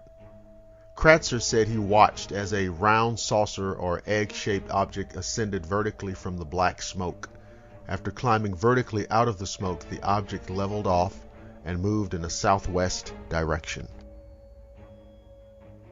He said the object was silvery and had a row of apparent portholes across the side and a red Z marking toward one end. At the time, he thought it might have been an experimental vertical lift aircraft. Kais saw only a shiny spot and the smoke. An FBI report dated May 8, 1964, notes that Zamora had been personally known for about 5 years and is well regarded as a sober, industrious, and conscientious officer, and not given to fantasy. The report also confirms the scorched foliage and the imprints, noting that each depression seemed to have been made by an object going into the earth at an angle from a center line, and each pushed some earth to the far side. 2 years after the sighting, Major Hector Quintanilla, Air Force Chief of Project Blue Book at the same time of the sighting, confided to intelligence specialists in a classified CIA publication that the Socorro case remained puzzling. With the help of many other agencies, he had conducted an exhaustive check of military activities looking for an explanation, but none could be found. As other officers and investigators arrived, they discovered deep landing marks and footprints on the ground. FBI and Air Force personnel soon joined local authorities in the investigation and found bent and burned brush in several places surrounding the spot where the object had sat. Measurements taken by police verified that there were 4 indentations on the ground. The distance between them formed a quadrilateral whose diagonals intersected at exactly 90-degree angles. Zamora was well known as a respected, reliable police officer with no hint of impropriety in his life, personal or professional. He described the event in detail to all who reviewed this case, including renowned UFO investigator J. Allen Hynek, who represented the Air Force at the time of Zamora's sighting. Immediately after the incident, he made a drawing of the insignia he saw on the side of the craft. Although the Air Force's Blue Book was notorious for either debunking or misrepresenting cases they looked into, it is surprising to read the CIA evaluation of this incident as provided by the Freedom of Information Act. The following information was made available for public inspection on January 2, 1981. It was originally included in the CIA publication Studies in Intelligence, released in 1966. The brief policeman's report was written by Hector Quintanilla Jr., the former head of Project Blue Book. There is no doubt that Lonnie Zamora saw an object which left quite an impression on him. There is also no question about Zamora's reliability. He is a serious police officer, a pillar of his church, and a man well versed in recognizing airborne vehicles in his area. He is puzzled by what he saw, and frankly, so are we. This is the best documented case on record, and still we have been unable, in spite of a thorough investigation, to find the vehicle or other stimulus that scared Zamora to the point of panic. The case received a great deal of press and a lot of attention by UFO groups around the world. The one negative aspect of the Socorro incident, however, is that Zamora, though considered reliable by everyone who knew him, was the sole witness of the event. Naturally, any report is given more weight when multiple witnesses are involved. Zamora took such ridicule and kidding from members of the police force and local community that he retired only 2 years after the incident. The Zamora case does not prove the existence of extraterrestrial life, but there is no doubt that some type of unusual craft with occupants did land and take off again. Dr. J. Allen Hynek, who interviewed Zamora on more than one occasion, believes every word that Zamora said, however offers no explanation for his sighting. In Hynek's own words, there is much more evidence to indicate that we are dealing with a most real phenomena of undetermined origin. If what Zamora saw was not of extraterrestrial origin, then where did it come from? Why did it land? Who were the strange occupants? Lonnie Zamora passed away in 2009. And that concludes another episode of the Shadowland Radio program. Thank you for listening. I'm your host, Dr. William Lester. The show can be heard on the Blackwater Media YouTube channel, the Shadowland Radio Show Facebook page, the Agenda Earth Facebook page, the CryptoReality.us Facebook page, and Google+. Remember, I'll see each and every one of you again on the flip side.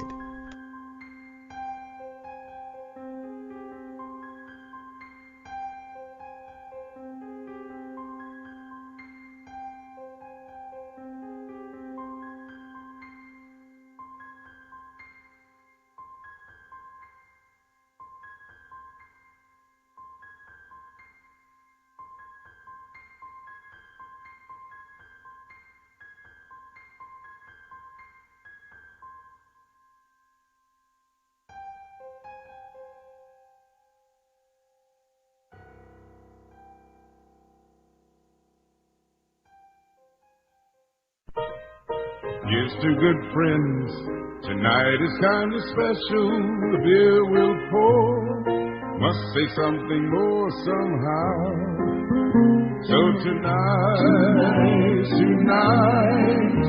let it be low and brown. Let it be low and brown. It's been so long. Hey, I'm glad to see you. Raise your glass. Here's to health and happiness. So tonight, let it be all the best. When you're with good friends having good times, don't just have a beer. Have a low and brown. Because good friends and good times deserve the taste of a great beer. And there's really only one, low and brown.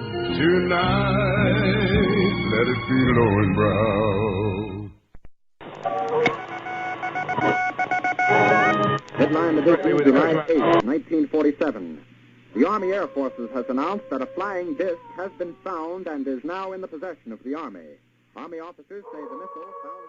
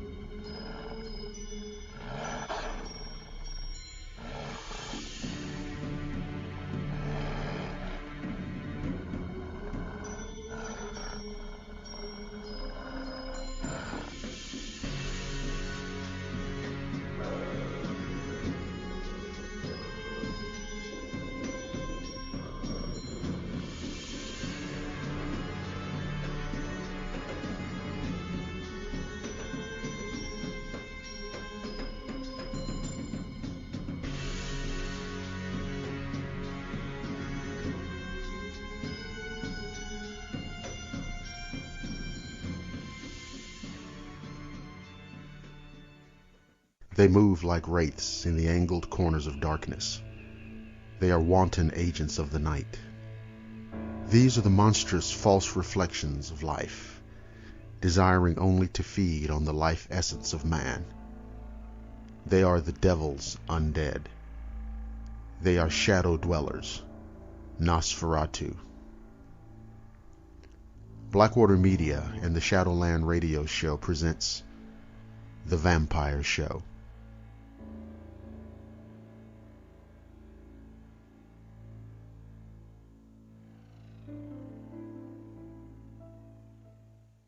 In the spring of 1727, Arnold Paoli returned from service in the military to settle in his hometown of Medwegna, near Belgrade. He bought some land, built a home, and established himself in the community. After a short time, he was betrothed to a local girl whose father's land bordered his. and the two were wed. Paoli told his wife that he was haunted by fears of an early death. In the military, he had been stationed in Greece. Local beliefs were that the dead come back to haunt the living in the form of revenants or vampires. While he was stationed there, he told his wife he had been visited by an undead being. Afterwards, he hunted down the unholy grave from which the undead being had come, as was the local custom. He extracted his revenge upon the vampire by burning the corpse. However, the incident affected him so greatly that against the advice of his superior officers, he resigned from the military and came back to Modwegna. Shortly after his marriage, Paoli fell from a great height while working on the farm and was brought unconscious back to his home. He must have sustained internal injuries with the fall, for within a few days, Paoli died and was buried in the town cemetery. A month after he died, there were several reports from people around the township who had seen Paoli. A few had even seen him in their own home, although these reports do not clearly state what he did while in these homes. For the most part, however, there was little panic stemming from these reports until a short time later. Several weeks after the initial reports, most of the people who had claimed Paoli had visited their home turned up dead for inexplicable reasons, and a group was assembled to exhume the body of Paoli. The group consisted of 2 military officers, 2 army surgeons, and a priest from the local church. When the group exhumed the body, they found a fresh corpse. There was no decomposition of the body whatsoever, and in fact the old skin and nails had fallen off and new ones had grown to take their place. The final insult was the fresh blood that rested on the lips of the deceased Paoli. When one member of the group staked the body, it cried out and fresh blood spilled from the wound. The group scattered garlic around the remains and did the same to each of the graves whereto Paoli had sent his newest victims. All was quiet in Modwegna for several years until 1732, when there was another spate of inexplicable deaths. This time the town took no chances and immediately sent out a group to the graveyard to investigate. The resultant report has ended up in many history books over time. It was signed by 3 renowned army surgeons and co-signed by a lieutenant colonel and a sub-lieutenant. Of all the bodies they disinterred during the investigation, they once again found no less than 11 corpses, which displayed the same marked traits as the Paoli corpse. No decomposition, although many had been interred several months previous to their inquiry, fresh skin grown, fresh blood in the arteries and in the heart. The complete medical report is available in many modern vampire histories. No explanation has been given for the latter outbreak of vampirism, although one theory holds that Paoli had feasted on local cattle as well as people during his vampiric reign. Then the theory states, as time passed and the cows were killed for their meat, the vampire qualities were passed on to anyone who ate the meat.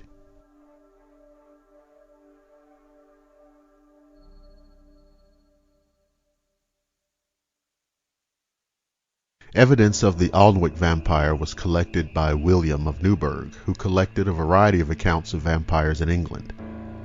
One incident that occurred during his own lifetime concerned a man who served the Lord of Alnwick Castle in the 12th century. The servant, who was known for his wicked ways, was plagued by an unfaithful wife. Having hidden on the roof above his bed to see her actions for himself, he fell to the ground and died the next day from his injuries. Following his burial, the man was seen wandering through the town. People became afraid of encountering him and locked themselves in their houses after dark each day. During this time, an epidemic broke out and a number of people died. The sickness was blamed on the vampire. Finally, on Palm Sunday, the local priest assembled a group of more devout residents and some of the leading citizens who proceeded to the cemetery. They dug up the body, which appeared gorged with blood that gushed when struck with a spade. Having decided that the body had fed off the blood of many victims, it was dragged out of town and burned. Soon after, the epidemic ended, and the town returned to normal. Alnwick Castle is the second largest inhabited castle in England, and has been the home of the Percys, Earls, and Dukes of Northumberland since 1309. The castle has most recently been used for the filming of Harry Potter. It is located in the town of the same name in the English county of Northumberland.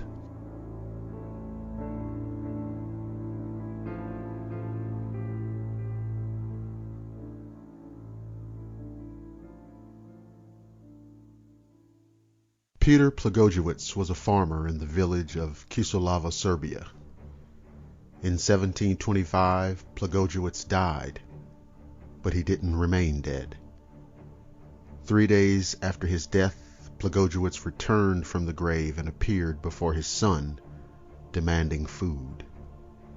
His son fed him, but the next night when Plagojewicz reappeared asking for more food, the son refused him. It is said that Plagojewicz left his son, but the next morning the son was found dead. After a few days, 9 more people from the village were found dead. Before the death, each villager complained of exhaustion and appeared to have lost blood. They also all claimed to have had dreams of being visited by Plagojewicz. Plagojewicz's wife even claimed that he came to her asking for his shoes. She was so scared that she left the village. The parish priest became alarmed, so he wrote to the local magistrate, who passed the news to a nearby commander of imperial troops. He, 2 officers, and an executioner arrived after receiving the message and exhumed the corpse of Plagojewicz and all who had died. Plagojewicz's corpse was preserved and his mouth was covered in blood. A stake was pounded into Plagojewicz's chest and blood gushed everywhere. The body was then burned to ash on a pyre. The other bodies were reburied with garlic and white thorn in each corpse.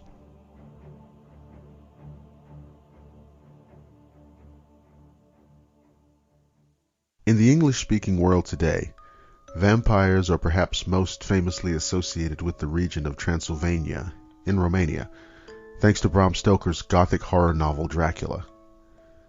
Nevertheless, stories of vampires also exist in other cultures, and one of these stories comes from the southeastern European country of Croatia.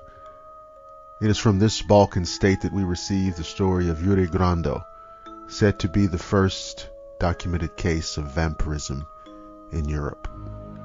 Jure Grando is recorded to have lived in a small Istrian village called Kringa during the 17th century. It seems that little is known about Grando's life, and he may have just been an ordinary villager prior to his death. Some sources claim that he was a nasty character. In 1656, Grando died and is said to have been buried in a local cemetery by the village priest, Father Giorgio. Shortly after Grando's burial, however, it was reported by the local population that the deceased had been seen wandering around the village and even knocking on the doors of certain houses. According to the 17th century Carniolan natural historian Johann Weichard von Valvassor, the people living in the countryside of the Istrian Peninsula believed in a type of vampire known as Strigon. These are believed to have been sorcerers who fed on the blood of children during their lifetimes. When they died, they became the undead Strigon and wandered around their villages around midnight. The Strigon is also said to have a habit of knocking on doors of houses, and within a few days, someone from the house would die. It seems that Valvassor's description fits the story of Jure Grando, or perhaps derived from it. Valvassor goes on to say that if a person died during the period when the Strigon was sighted, it was generally believed by the other villagers that he or she had been eaten by the undead creature. Valvassor also wrote that the villagers believed that the Strigon had the ability to silently creep into their beds to sleep with their women. According to the natural historian, the villagers also believed that the Strigon had a taste for widows, especially if they were young and beautiful. It was this firm belief in the nefarious activities of the Strigon that caused fear amongst the villagers, causing them to seek out the creature in order to kill it. In the case of Yuri Grando, the vampire is said to have terrorized his village for 16 years before action was taken against him. In 1672, the mayor of the village, Miho Radetic, gathered a group of brave young men to hunt Grando down and to put an end to his reign of terror. The men, 9 in total, went to the local cemetery and opened Grando's grave. The men are said to have seen that the dead man's body was still intact, which was taken as a sign of vampirism. In one version of the story, the men fled in fear, but they rallied together and, led by the mayor, went back to Grando's grave. Next, the men or the priest, who was one of the 9, tried to get rid of the vampire by invoking the name of Jesus Christ. This seemed to be of no avail. The group then tried to stab the vampire in the stomach with a wooden stake. This too did not work, as the stake could not pierce through its target. Finally, one of the men, said to be named Stephen Milasic, in one source beheaded Grando with an axe. The vampire is said to have given out a loud cry, and blood gushed forth from the neck. The men then covered the grave again, and that was the end of Yuri Grando.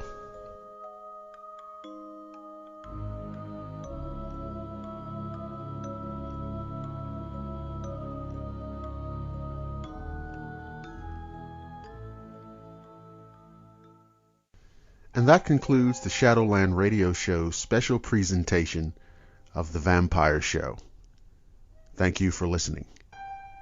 The Shadowland Radio Show can be heard exclusively on the Blackwater Media YouTube channel.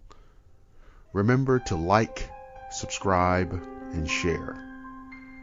I'm your host, Dr. William Lester, and I promise to see each and every one of you again on the flip side.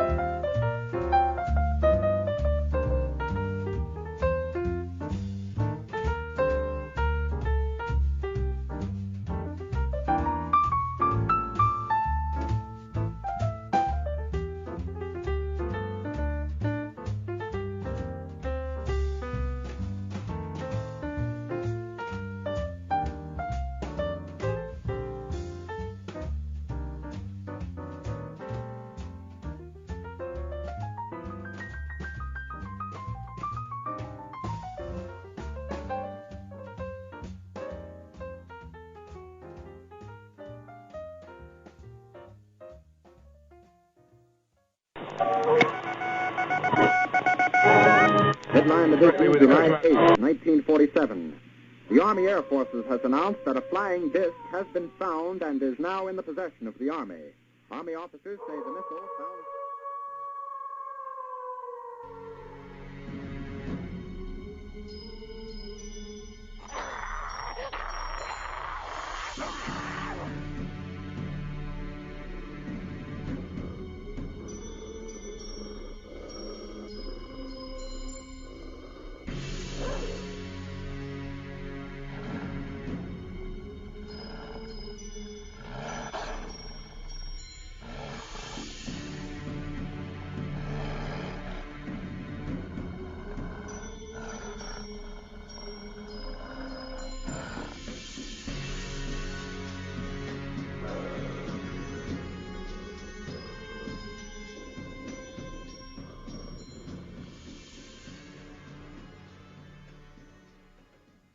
From the studios of Blackwater Media in the city of Atlanta, it's time for another episode of the Shadowland Radio Show. I'm your host, Dr. William Lester. On this edition of the show, A Strange World. The Ahul. The Ahul is a mysterious flying creature that some have described as a giant monster bat. Others have described it as a flying primate. Its name comes from the sound that it is said to make. It is said to live in the deepest parts of the jungles of Java and can be found across most of Indonesia. The Ahul is described as having an ape-like face with large dark eyes, large claws on its forearms, and a body covered in gray fur. It is said to have a wingspan of 10 feet. Its flattened forearm supports its leathery wings. It is reported as being seen squatting on the forest floor and appeared to be the size of a small child, about 4 feet in height. The Ahul spends its days in waterfall caves, while it spends nights flying across the jungle waterways, scooping up fish with large claws located on the top of its forearms. The Ahul was first described by a scientist named Dr. Ernest Bartels in 1925. He observed the creature while exploring a waterfall near the Salik Mountains. The Wuhan Toads. There are giant albino toad-like creatures that are said to live in China's isolated Hubei province and are known to be horrible monsters. In 1962, local fishermen tried to get rid of these creatures by dropping dynamite into the waters where the monster toads were. In 1987, 9 scientists from Peking University went to the area to study the creatures. They were led by Professor Chin Mok-chun. While the men were setting up their equipment, 3 of the creatures rose from the water and swam in their direction. One of the creatures attacked and destroyed some of the camera equipment. The scientists were terrified. They described the actions of the creatures as aggressive and predatory. The scientists said that after the equipment was destroyed, the animals let out terrible screams before disappearing back down into the water. Pukwudgies. The first people to tell stories of these creatures was a group of American Indians called the Wampanoag. They described Pukwudgies as being 2 or 3 feet tall, somewhat human, but with big noses, fingers, and ears. Their skin is described as being a smooth gray, and at times has been known to glow. Many Native Americans say that Pukwudgies have the following traits and abilities. They can appear and disappear at will. They can transform into a walking porcupine. It looks like a porcupine from the back, and the front half is troll, half human, and walks upright. They can attack people and lure them to their deaths. They are able to use magic. They have poison arrows. They can create fire at will. Native Americans believed that Pukwudgies were best left alone. When you see a Pukwudgie, you're not supposed to mess with them. or they will repay you by playing nasty tricks on you or by following you and causing trouble. They were once friendly to humans, but then turned against them. They are known to kidnap people, push them off cliffs, attack their victims with short knives and spears, and to use sand to blind their victims. The Loveland Frogs. Like the Wuhan toads, these amphibious nightmares have shocked and terrified businessmen, farmers, and policemen, and remain one of the most intriguing cryptozoological mysteries of our time. The story of these unique creatures begins in May of 1955 on a lonely stretch of road that runs along the Little Miami River in Clermont County, just on the outskirts of a small town known as Loveland, Ohio. At approximately 3:30 a.m., an unnamed businessman claimed to have witnessed 3 bipedal quasi-reptilian entities congregating by the side of the road. The man pulled his car to the curb and observed these creatures for what he estimated to be about 3 minutes. During this time, he noticed that these strange beings stood between 3 and 4 feet tall, were covered with leathery skin, and had webbed hands and feet. Their most distinguishing characteristic, however, was their distinctly frog-like heads, which the man claimed bore deep wrinkles where the hair should have been. Just as the man was about to steal away, one of the creatures suddenly held what the witness could only describe as a wand above its head. The anonymous source further claimed that sparks spewed out of the end of this device. Needless to say, he left post-haste. Thus begins the bizarre legend of the Loveland Frogmen. This tale would be fascinating enough if it ended there, but the 2 most significant encounters in this case, and indeed 2 of the most significant encounters in the annals of cryptozoology, were yet to come. At about 1 a.m. on March 3, 1972, nearly 17 years after the first report, a police officer, who understandably chose to remain anonymous, was traveling along Riverside Road heading towards Loveland when he saw something that would forever change his life. The officer claimed that he was driving slowly due to the substantial amount of ice on the road when he saw what looked like a dog by the curb. Suddenly, the animal darted in front of the cruiser, forcing the officer to slam on the brakes in order to avoid a potential collision with the creature. Once the police cruiser came to a halt, its headlights fell upon the prone animal. At this point, the officer described something that seems literally too bizarre to be true. In the span of seconds, this crouched, frog-like creature stood on 2 legs, stared back at the policeman, then scrambled over the guardrail and scurried down the embankment, finally disappearing into the Little Miami River. The policeman described the creature as being 3 to 4 feet tall and weighing in the area of 50 to 75 pounds. He also claimed that its skin had a leathery texture and that the animal's features resembled those of a frog or lizard. Another policeman investigated the scene later that evening.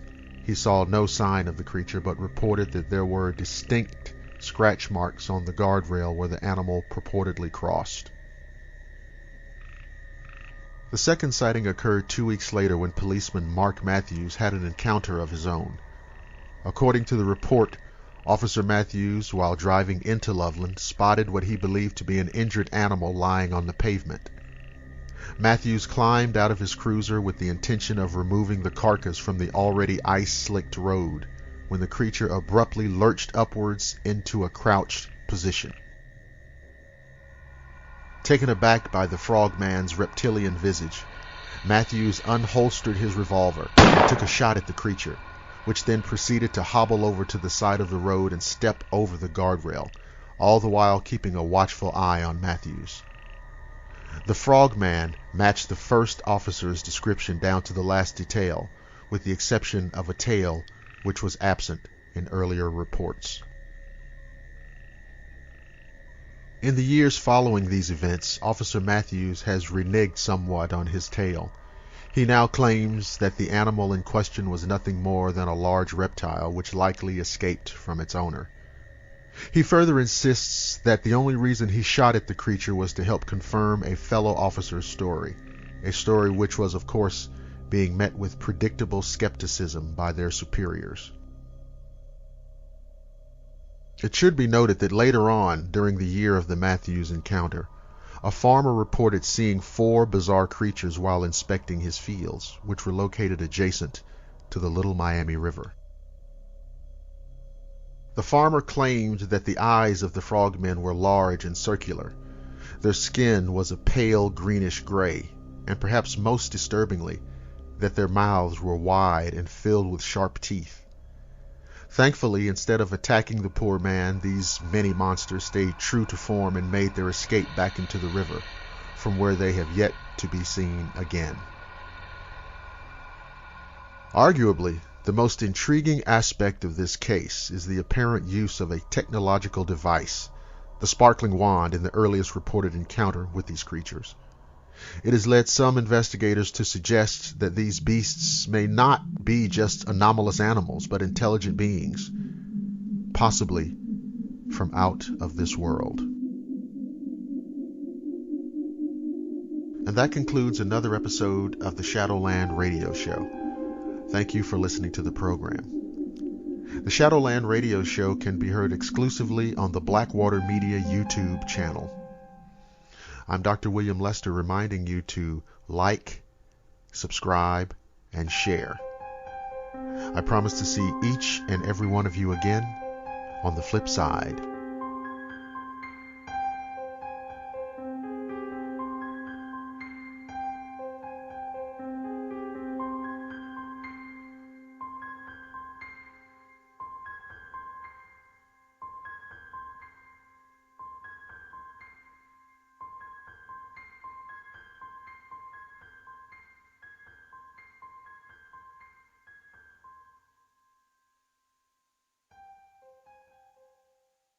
You're listening to the Blackwater Media YouTube channel.